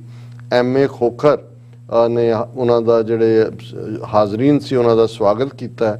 ਠਾਕਰ ਸਿੰਘ ਬਸਾਤੀ ਜਿਹੜੇ ਸਿੱਖ ਐਕਟਿਵਿਸਟ ਨੇ ਸ਼ਿਕਾਗੋ ਦੇ ਔਰ ਪੰਜਾਬੀ ਕਲਚਰਲ ਸੁਸਾਇਟੀ ਥੱਲੇ ਇਸ ਕਿਸਮ ਦੇ ਪ੍ਰੋਗਰਾਮ ਕਰਦੇ ਨੇ, ਉਹਨਾਂ ਨੇ ਵੈਲਕਮ ਕੀਤਾ ਔਰ ਨਿਊਯਾਰਕ ਤੋਂ ਐਜ਼ਾਜ਼ ਭੱਟੀ ਮੁੱਖ ਮਹਿਮਾਨ ਵਜੋਂ ਸ਼ਾਮਲ ਹੋਏ ਔਰ ਇਸੇ ਤਰ੍ਹਾਂ ਗੁਰਲੀਨ ਕੌਰ ਐਂਕਰ ਸਨ, ਡਾਕਟਰ ਹਰਜਿੰਦਰ ਖਹਿਰਾ, ਲਾਲੀ ਬਟਾਲਾ, ਅਰਵਿੰਦ ਕੌਰ ਇਹ ਸਾਰੇ ਸ਼ਾਮਲ ਹੋਏ ਔਰ ਜਸਪ੍ਰੀਤ ਕੌਰ ਜੰਮੂ ਜਿਹੜੇ ਪੱਤਰਕਾਰਤਾ ਦੇ ਵਿੱਚ ਜਿਨ੍ਹਾਂ ਦਾ ਕਾਫੀ ਕੰਟਰੀਬਿਊਸ਼ਨ ਹੈ ਉਹਨਾਂ ਨੂੰ ਆਨਰ ਕੀਤਾ ਗਿਆ। ਸੋ ਇਹ ਇੱਕ ਬੜੀ ਪੋਜ਼ਿਟਿਵ ਗੱਲ ਹੈ ਕਿ ਭਾਈ ਅਸੀਂ ਇਹਨਾਂ ਮੁਲਕਾਂ 'ਚ ਦੋਵੇਂ ਪੰਜਾਬਾਂ ਦੇ ਆਪਣੇ ਵਿਰਸੇ ਨੂੰ ਦੇਖ ਰਹੇ ਔਰ ਇਸ ਤੋਂ ਪਹਿਲਾਂ ਕਿ ਮੈਂ ਕਲੋਜ਼ ਕਰਾਂ ਇਸ ਸੈਗਮੈਂਟ ਨੂੰ, ਈਵਨ ਸਾਡੇ ਆਸਟ੍ਰੇਲੀਆ ਦੇ ਵੀਰਾਂ ਭੈਣਾਂ ਵੱਲੋਂ ਜਿਨ੍ਹਾਂ ਦੇ ਵਿੱਚ ਕਸ਼ਮੀਰੀ ਸੰਸਥਾਵਾਂ ਵੀ ਨੇ, ਯੂਨਾਈਟਿਡ ਸਿੱਖਸ ਵੀ ਹੈ, ਪਾਵਾ ਨਾਂ ਦੀ ਸੰਸਥਾ ਵੀ ਹੈ, ਉਹਨਾਂ ਵੱਲੋਂ ਵੀ ਔਰ ਇਸ ਦੀ ਐਡ ਵੀ ਚੱਲ ਰਹੀ ਹੈ authentic ਵੌਇਸਿਸ of South Asia academic seminar. ਇਹ 25 ਸਤੰਬਰ ਨੂੰ ਆਉਣ ਵਾਲੇ Saturday international mother language day ਨੂੰ ਸਮਰਪਿਤ ਹੋ ਰਿਹਾ ਔਰ ਉਹਨਾਂ ਦੀ ਐਡ ਦੇ ਵਿੱਚ ਵੀ ਜਿਹੜਾ ਪੋਸਟਰ ਬੈਨਰ 'ਚ ਗੁਰਮੁਖੀ, ਪੰਜਾਬੀ ਔਰ ਉਰਦੂ ਸਕ੍ਰਿਪਟ ਦੇ ਵਿੱਚ ਡੋਗਰੀ ਔਰ relation of culture, religion and language in East West Punjab and Kashmir ਇਹ ਉਹਦਾ ਵਿਸ਼ਾ ਹੈ। 4 ਵਜੇ ਤੋਂ 8 ਵਜੇ ਤੱਕ ਇਹ ਲੈਕਚਰ ਥੀਏਟਰ ਉਹਨਾਂ ਨੇ ਐਡਿਥ ਕੋਵਾਨ ਯੂਨੀਵਰਸਿਟੀ ਦਾ ਰੱਖਿਆ ਪਰਥ ਦੇ ਵਿੱਚ, ਵੈਸਟਰਨ ਆਸਟ੍ਰੇਲੀਆ ਦੇ ਵਿੱਚ ਹੈ ਔਰ ਅਸੀਂ ਸਮਝਦੇ ਹਾਂ ਵੀ ਇਹ ਉਹ ਫੰਕਸ਼ਨ ਨੇ ਜਿਨ੍ਹਾਂ ਦੇ ਵਿੱਚ ਵੱਧ ਤੋਂ ਵੱਧ ਪਾਰਟਿਸਿਪੇਸ਼ਨ ਹੋਣੀ ਚਾਹੀਦੀ ਹੈ ਔਰ ਇਸ ਤਰੀਕੇ ਨਾਲ ਬੇਸ਼ੱਕ ਮਜ਼ਹਬ ਕਿਤੇ ਨਾ ਕਿਤੇ ਵੰਡਣ ਦਾ ਕਾਰਨ ਵੀ ਬਣ ਜਾਂਦਾ ਹੈ ਪਰ ਮਾਂ ਬੋਲੀ ਜਿਹੜੀ ਹੈ ਉਹ ਤਾਂ ਮਜ਼ਹਬ ਤੋਂ ਵੀ ਉੱਪਰ ਚਲੀ ਜਾਂਦੀ ਹੈ ਔਰ ਇਹੀ ਕਾਰਨ ਹੈ ਕਿ ਜਦੋਂ ਅੱਜ ਅਸੀਂ ਦੋਵੇਂ ਆਪਣੇ ਪੰਜਾਬਾਂ ਦੀ ਗੱਲ ਕਰਦੇ ਤੇ ਦੋਵੇਂ ਪਾਸਿਆਂ 'ਚ ਇੱਕ ਰੀਅਲਾਈਜੇਸ਼ਨ ਹੈ, ਖਾਸ ਤੌਰ ਤੇ ਲਹਿੰਦੇ ਪੰਜਾਬ 'ਚ ਜ਼ਿਆਦਾ ਕਿਉਂਕਿ ਇਧਰਲੇ ਪੰਜਾਬ 'ਚ ਤਾਂ ਸਿੱਖਾਂ ਨੇ ਲੜਾਈ ਲੜੀ ਹੈ ਪੰਜਾਬੀ ਸੂਬਾ ਬਣਾਉਣ ਲਈ ਔਰ ਭਾਵੇਂ ਟੁੱਟੇ ਭੱਜੇ ਢੰਗ ਨਾਲ ਅੱਜ ਲਾਗੂ ਹੋ ਰਹੀ ਹੈ ਲੇਕਿਨ ਘੱਟੋ ਘੱਟ ਦੁਨੀਆ ਦੇ ਖਿੱਤੇ 'ਚ ਸਾਰੇ ਇਸ ਪਲੈਨਟ ਤੇ 50,300 ਸਕੁਅਰ ਕਿਲੋਮੀਟਰ ਟੈਰੀਟਰੀ ਦਾ ਇੱਕ ਸੂਬਾ ਪੰਜਾਬੀ ਜ਼ਬਾਨ ਦੇ ਨਾਂ ਤੇ ਬਣਿਆ ਸੂਬਾ ਹੈ ਪੰਜਾਬੀ ਸੂਬਾ ਜਿਹਦੀ ਸਟੇਟ ਲੈਂਗੁਏਜ ਪੰਜਾਬੀ ਹੈ, ਰਾਜ ਪੱਧਰੀ ਜ਼ਬਾਨ ਪੰਜਾਬੀ ਹੈ ਔਰ ਅਸੀਂ ਇਸ ਇੰਟਰਨੈਸ਼ਨਲ ਮਦਰ ਲੈਂਗੁਏਜ ਡੇ ਕੌਮਾਂਤਰੀ ਮਾਂ ਬੋਲੀ ਦਿਵਸ ਦੇ ਮੌਕੇ ਆਪਣੇ TV 84 ਦੇ ਸਾਰੇ ਵਿਊਅਰਸ ਨੂੰ ਮੁਬਾਰਕਬਾਦ ਜੀ। ਡਾਕਟਰ ਸਾਹਿਬ ਤੁਹਾਡਾ ਬਹੁਤ ਬਹੁਤ ਸ਼ੁਕਰੀਆ, ਤੁਸੀਂ ਆਪਣੇ ਵਿਚਾਰ ਸਾਡੇ ਦਰਸ਼ਕਾਂ ਨਾਲ ਸਾਂਝੇ ਕੀਤੇ ਨੇ। ਸੋ ਇਸ ਤੇ ਲੈਣੇ ਬ੍ਰੇਕ ਔਰ ਬ੍ਰੇਕ ਤੇ ਜਾਣ ਤੋਂ ਪਹਿਲਾਂ ਅਸੀਂ ਆਪਣੇ ਦਰਸ਼ਕਾਂ ਤੇ ਸਰੋਤਿਆਂ ਨੂੰ ਅਪੀਲ ਤੇ ਬੇਨਤੀ ਕਰਦੇ ਹਾਂ ਵਿਊਅਰਸ, ਜਿਸ ਤਰ੍ਹਾਂ ਕਿ ਤੁਸੀਂ ਜਾਣਦੇ ਹੋ ਕਿ TV 84 ਇੱਕ ਪੰਥਕ ਚੈਨਲ ਹੈ। TV 84 ਦੀ ਚੜ੍ਹਦੀ ਕਲਾ ਲਈ ਬਾਤ ਤੋਂ ਬਾਅਦ ਡੋਨੇਟ ਕਰੋ। ਡੋਨੇਟ ਕਰਨ ਲਈ ਸਾਡੀ ਵੈਬਸਾਈਟ tv84.tv ਤੇ ਜਾ ਕੇ ਪੇਪਲ ਦੀ ਵਰਤੋਂ ਕਰਕੇ 1 ਟਾਈਮ ਡੋਨੇਟ ਕਰ ਸਕਦੇ ਹੋ, ਮੰਥਲੀ ਡੋਨੇਟ ਵੀ ਕਰ ਸਕਦੇ ਹੋ। ਤੁਸੀਂ TV 84 ਦੇ ਨਾਮ ਤੇ ਚੈੱਕ ਬਣਾ ਕੇ ਸਾਨੂੰ ਮੇਲ ਵੀ ਕਰ ਸਕਦੇ ਹੋ ਸਾਡੇ ਇਸ ਪਤੇ ਤੇ 36-01 37 Avenue, Long Island City, New York 11101 USA ਜਾਂ ਫਿਰ ਤੁਸੀਂ ਸਾਨੂੰ ਫੋਨ ਰਾਹੀਂ ਵੀ ਸੰਪਰਕ ਕਰ ਸਕਦੇ ਹੋ ਸਾਡੇ ਫੋਨ ਨੰਬਰ ਤੇ 5166191984। ਤੁਸੀਂ ਸਾਨੂੰ ਈਮੇਲ ਵੀ ਕਰ ਸਕਦੇ ਹੋ info@tv84.tv ਤੇ। ਅਸੀਂ ਤੁਹਾਡੇ ਤਹਿ ਦਿਲ ਤੋਂ ਸ਼ੁਕਰਗੁਜ਼ਾਰ ਹੋਵਾਂਗੇ। ਸੋ ਇੱਥੇ ਲੈਣੇ ਬ੍ਰੇਕ ਵਿਊਅਰਸ, ਤੁਸੀਂ ਸਾਨੂੰ ਇਸੇ ਤਰ੍ਹਾਂ ਬਣੇ ਰਹਿਣਾ। ਮਿਲਦੇ ਹਾਂ ਛੋਟੇ ਜਿਹੇ ਬ੍ਰੇਕ ਤੋਂ ਬਾਅਦ।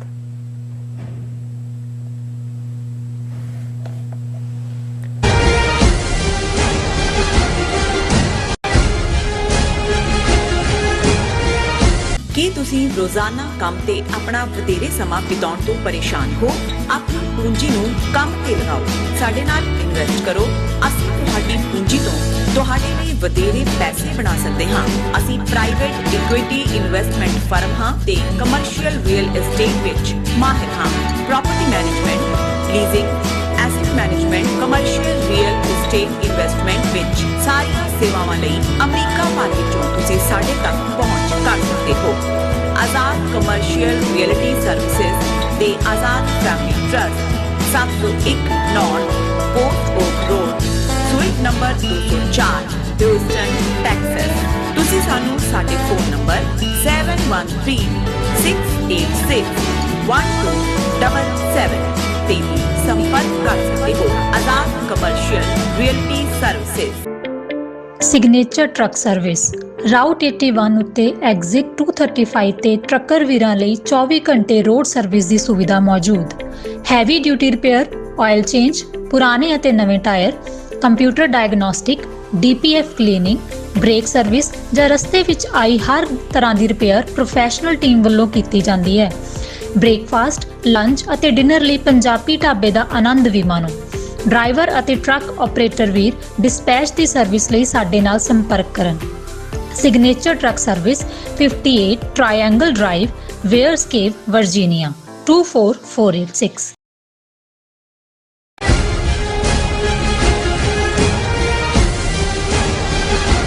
ਦਰਸ਼ਕੋ, ਬ੍ਰੇਕ ਤੋਂ ਬਾਅਦ ਤੁਹਾਡਾ ਸਭ ਦਾ ਭਰਪੂਰ ਸਵਾਗਤ ਹੈ। ਸੋ ਵੀਅਰਸ, ਗੱਲਬਾਤ ਕਰਨ ਜਾ ਰਹੇ ਹਾਂ ਕਿ ਪੰਜਾਬ ਵਾਸੀਆਂ ਦੀ ਮਾਂ ਬੋਲੀ ਜ਼ੁਬਾਨ ਪੰਜਾਬੀ ਹੈ ਔਰ ਮਾਖਿਓ ਮਿੱਠੀ ਪੰਜਾਬੀ ਜ਼ੁਬਾਨ ਦਾ ਵਿਰਸਾ ਬੜਾ ਅਮੀਰ ਹੈ। ਅਫਸੋਸ 47 ਦੀ ਪੰਜਾਬ ਵੰਡ ਨੇ ਜਿੱਥੇ ਪੰਜਾਬੀਆਂ ਨੂੰ ਲਹੂ ਲੁਹਾਨ ਕੀਤਾ, ਉੱਥੇ ਲਹਿੰਦੇ ਪੰਜਾਬ ਵਾਲਿਆਂ ਨੇ ਮਾਂ ਬੋਲੀ ਪੰਜਾਬੀ ਤੋਂ ਕਿਨਾਰਾ ਕਰਕੇ ਉਰਦੂ ਦੀ ਸ਼ਰਨ ਲਈ। ਜਦੋਂ ਕਿ ਭਾਰਤੀ ਕਬਜ਼ੇ ਹੇਠ ਆਏ ਪੰਜਾਬ ਦੇ ਹਿੰਦੂ ਆਪਣੀ ਮਾਂ ਬੋਲੀ ਪੰਜਾਬੀ ਤੋਂ ਹੀ ਇਨਕਾਰੀ ਹੋ ਗਏ। ਸੋ ਨਤੀਜੇ ਵਜੋਂ ਸਿੱਖ ਕੌਮ ਨੇ ਆਪਣੇ ਦਮ ਤੇ ਪੰਜਾਬੀ ਸੂਬਾ ਲੈਣ ਦੀ ਲੜਾਈ ਜਿਹੜੀ ਹੈ ਉਹਨਾਂ ਨੂੰ ਲੜਨੀ ਪਈ। ਸੋ ਪਰ ਅੱਜ ਅਸੀਂ ਕਿੱਥੇ ਖੜੇ ਹਾਂ, ਸੋ ਇਸ ਬਾਰੇ ਆਪਾਂ ਗੱਲਬਾਤ ਕਰਨ ਜਾ ਰਹੇ ਹਾਂ। ਸੋ ਅਸੀਂ ਚਾਹਾਂਗੇ ਕਿ ਤੁਸੀਂ ਇਸੇ ਤਰ੍ਹਾਂ ਬਣੇ ਰਹਿਣਾ। ਦੇਖਣ ਸੁਣਨ ਲਈ ਲਿਖਣ ਲਈ ਤੁਹਾਡਾ ਸਭ ਦਾ ਬਹੁਤ ਬਹੁਤ ਸ਼ੁਕਰੀਆ ਜੀ। ਡਾਕਟਰ ਸਾਹਿਬ, ਕੀ ਵਿਚਾਰਾਂ ਨੇ? ਦੇਖੋ, ਅੱਜ ਮਾਂ ਬੋਲੀ ਦਿਵਸ, ਕੌਮਾਂਤਰੀ ਮਾਂ ਬੋਲੀ ਦਿਵਸ UN ਵੱਲੋਂ ਐਲਾਨਿਆ ਹੋਇਆ, ਉਸ ਦਾ ਜ਼ਿਕਰ ਹੋ ਰਿਹਾ ਹੈ। ਅੱਛਾ। ਤੇ ਪੰਜਾਬੀ ਮਾਂ ਬੋਲੀ ਦਾ ਵੇਰਵੇ ਨਾਲ ਜ਼ਿਕਰ ਕਰਨ ਤੋਂ ਪਹਿਲਾਂ ਜੇ ਪੰਜਾਬੀ ਸ਼ਾਇਰੀ ਦਾ ਜ਼ਿਕਰ ਨਾ ਹੋਏ, ਕਿਉਂਕਿ ਜਿੰਨਾ ਅਮੀਰ ਪੰਜਾਬੀ ਜ਼ਬਾਨ ਨੂੰ ਇਹਨਾਂ 10-11 ਸਦੀਆਂ ਦੇ ਵਿੱਚ, ਜੇ ਅਸੀਂ ਈਵਨ ਜੋਗ ਮੱਤ ਤੋਂ ਸ਼ੁਰੂ ਕਰ ਲਈਏ ਤੇ ਉਸ ਦੇ ਵਿੱਚ ਵੀ ਸਾਨੂੰ ਪੰਜਾਬੀ ਜ਼ਬਾਨ ਦੇ ਵਿੱਚ ਕੁਛ ਨਾ ਕੁਛ ਮਿਲਦਾ ਹੈ। ਪਰ ਬਾਬਾ ਫਰੀਦ ਗੰਜ ਸ਼ੱਕਰ, ਜਿਨ੍ਹਾਂ ਦੀ ਮਿੱਠੀ ਮਾਖਿਓਂ ਤੋਂ ਵੀ ਮਿੱਠੀ ਜ਼ਬਾਨ ਕੱਲੀ ਰੂਹਾਨੀਅਤ ਦੀਆਂ ਤਾਂ ਉਹ ਉਚਾਈਆਂ ਨੂੰ ਛੂਹਣ ਹੀ ਵਾਲੀ ਹੈ, ਲੇਕਿਨ ਉਸ ਨੇ ਕਿਵੇਂ, ਔਰ ਬਾਬਾ ਫਰੀਦ ਗੰਜ ਸ਼ੱਕਰ ਗੁਰੂ ਨਾਨਕ ਸਾਹਿਬ ਤੋਂ ਵੀ ਲਗਭਗ 350 ਸਾਲ ਪਹਿਲਾਂ ਹੁੰਦੇ ਨੇ, ਔਰ ਜਿਵੇਂ ਉਹਨਾਂ ਦੇ ਇੱਕ ਇੱਕ ਲਫ਼ਜ਼, ਔਰ ਅੱਜ ਵੀ ਜਿਹੜਾ, ਕਿਉਂਕਿ ਪਾਕ ਪਤਨ ਨਾਲ ਉਹਨਾਂ ਦਾ ਸੰਬੰਧ ਸੀ, ਉੱਥੇ ਬੈਠਿਆਂ ਜਿਹੜਾ ਉਹਨਾਂ ਨੇ ਬਾਣੀ ਉਚਾਰੀ ਗੁਰੂ ਨਾਨਕ ਸਾਹਿਬ ਖੁਦ ਲੈ ਕੇ ਆਏ। ਔਰ ਜਦੋਂ ਅਸੀਂ ਉਹਨਾਂ ਦੇ ਸ਼ਲੋਕ ਅੱਜ ਵੀ ਪੜ੍ਹਦੇ ਆਂ, ਉਹਨਾਂ ਨੂੰ ਗਾਇਨ ਕਰਦੇ ਨੇ ਸਾਡੇ ਕੀਰਤਨੀ ਸਿੰਘ, ਤੇ ਇਵੇਂ ਲੱਗਦਾ ਹੈ ਰੂਹ ਦੇ ਅੰਦਰ ਤਾਂ ਇੱਕ ਸਕੂਨ ਹੁੰਦਾ ਹੀ ਹੈ, ਪਰ ਤੁਹਾਨੂੰ ਇਵੇਂ ਲੱਗਦਾ ਵੀ ਜਿਵੇਂ ਕੰਨਾਂ ਦੇ ਵਿੱਚ ਕੋਈ ਰਸ ਘੋਲ ਰਿਹਾ, ਤੁਹਾਡੇ ਅੰਦਰ ਸਵਾਦ ਭਰ ਰਿਹਾ ਜਦੋਂ ਤੁਸੀਂ ਇਹ ਪੜ੍ਹਦੇ ਹੋ ਕਿ ਫਰੀਦਾ ਸ਼ੱਕਰ ਖੰਡ ਨਿਵਾਤ ਗੁੜ ਮਾਖਿਓਂ ਮਾਝਾ ਦੁੱਧ ਸਭੇ ਵਸਤੂ ਮਿੱਠੀਆਂ ਰੱਬ ਨਾ ਪੁੱਜਣ ਤੁਧ। ਹੁਣ ਤੁਸੀਂ ਇੱਕਦਮ ਆਪਣੀ ਉਸ ਧਰਤੀ ਦੇ ਨਾਲ ਵੀ ਜਿੱਥੇ ਬੋਲੀ ਦੇ ਲਫ਼ਜ਼ ਨੇ, ਉੱਥੇ 800 ਸਾਲ ਪਹਿਲਾਂ ਕਿਸ ਕਿਸਮ ਦਾ ਜਿਹੜੀ ਆ ਮਿੱਠੇ ਦੀਆਂ ਚੀਜ਼ਾਂ ਸੀ ਅਵੇਲੇਬਲ। ਤੁਸੀਂ ਹੁਣ ਅੱਜ ਤੁਸੀਂ ਬੱਚਿਆਂ ਨੂੰ ਸਮਝਾਓ ਵੀ ਨਵਾਤ ਮਿਸ਼ਰੀ ਹੁੰਦੀ ਹੈ, ਮਿਸ਼ਰੀ ਕਿਹਨੂੰ ਕਹਿੰਦੇ ਨੇ। ਹੁਣ ਇਹ ਵੀ ਬੋਲੀ ਦੇ ਵਿੱਚ, ਕਿਉਂਕਿ ਬੋਲੀ ਨੇ ਜਿਹੜੀਆਂ ਚੀਜ਼ਾਂ ਐਗਜ਼ਿਸਟ ਕਰਦੀਆਂ ਨੇ ਉਹਨਾਂ ਲਈ ਵੀ ਲਫ਼ਜ਼ ਘੜੇ ਹੁੰਦੇ ਨੇ, ਔਰ ਹਾਲਾਤ ਸਾਡੇ ਕਿਵੇਂ ਬਣਦੇ ਚਲੇ ਗਏ, ਪੰਜਾਬੀ ਜ਼ਬਾਨ ਨੂੰ ਕਿਵੇਂ 19th ਸੈਂਚੁਰੀ ਦੇ ਦੂਸਰੇ, ਹਿੰਦੀ ਨਾਂ ਦੀ ਕੋਈ ਜ਼ਬਾਨ 19ਵੀਂ ਸਦੀ ਦੇ ਦੂਸਰੇ ਹਿੱਸੇ ਤੱਕ ਐਗਜ਼ਿਸਟ ਨਹੀਂ ਸੀ ਕਰਦੀ।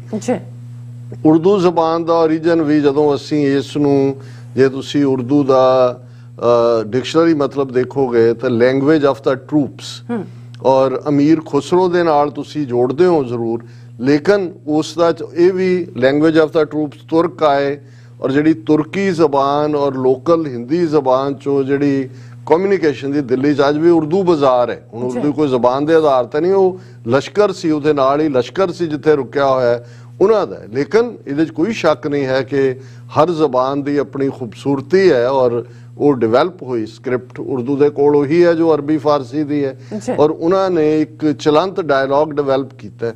ਲੇਕਿਨ ਜਦੋਂ ਅੰਗਰੇਜ਼ਾਂ ਨੇ ਉਸ ਖਿੱਤੇ ਦੇ ਵਿੱਚ divide and rule the line ਲਈ, ਉਹਨਾਂ ਨੇ ਸਿੰਧ ਦੇ ਵਿੱਚ, ਬੰਗਾਲ ਦੇ ਵਿੱਚ ਤਾਂ ਮੁੱਢਲੀ ਜਿਹੜੀ ਮਾਂ ਬੋਲੀ ਸਿੰਧੀ ਸੀ, ਬੰਗਲਾ ਸੀ, ਉਹਦੇ 'ਚ ਹੀ ਤਾਲੀਮ ਦੇਣ ਦੀ ਗੱਲ ਕੀਤੀ।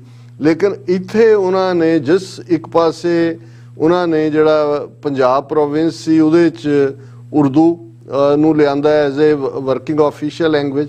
ਪਰ ਇਨ ਦਾ ਮੀਨ ਟਾਈਮ ਹਿੰਦੂਆਂ ਨੂੰ ਖੜਾ ਔਰ ਇਹ ਸਾਰੇ ਹਿੰਦੀ ਦੇ ਅੱਡ ਡਾਇਲੈਕਟ ਸੀ। ਅਵਧ ਅੱਜ ਦੇ ਲਖਨਊ ਨੂੰ ਕਹਿੰਦੇ ਨੇ, ਬ੍ਰਜ ਭਾਸ਼ਾ ਜਿਹਦੇ 'ਚ ਬਹੁਤ ਸਾਰਾ ਹਿੰਦੀ ਲਿਟਰੇਚਰ, ਇਸੇ ਤਰ੍ਹਾਂ ਭੋਜਪੁਰੀ ਜਿਹੜੀ ਵੈਸਟਰਨ ਈਸਟਰਨ ਯੂਪੀ ਔਰ ਬਿਹਾਰ ਦੀ ਜ਼ਬਾਨ ਹੈ। ਔਰ ਇਹ ਜਿਹੜੇ ਸਾਰੇ ਹੀ ਉਹ ਅਵਧੀ ਹੋਏ, ਬ੍ਰਜ ਭਾਸ਼ਾ ਹੋਏ, ਉਹ ਮੇਵਾੜੀ ਹੋਏ, ਭੋਜਪੁਰੀ ਹੋਏ, ਉਹਨਾਂ ਸਾਰਿਆਂ ਨੂੰ ਬਣਾ ਕੇ ਸਕ੍ਰਿਪਟ ਉਹਦੀ ਕ ਖ ਗ ਸੰਸਕ੍ਰਿਤ ਚੋਂ ਲੈ ਕੇ ਉਹਨੂੰ ਹਿੰਦੀ ਜ਼ਬਾਨ ਦੇ ਤੌਰ ਤੇ ਖੜਾ ਕੀਤਾ।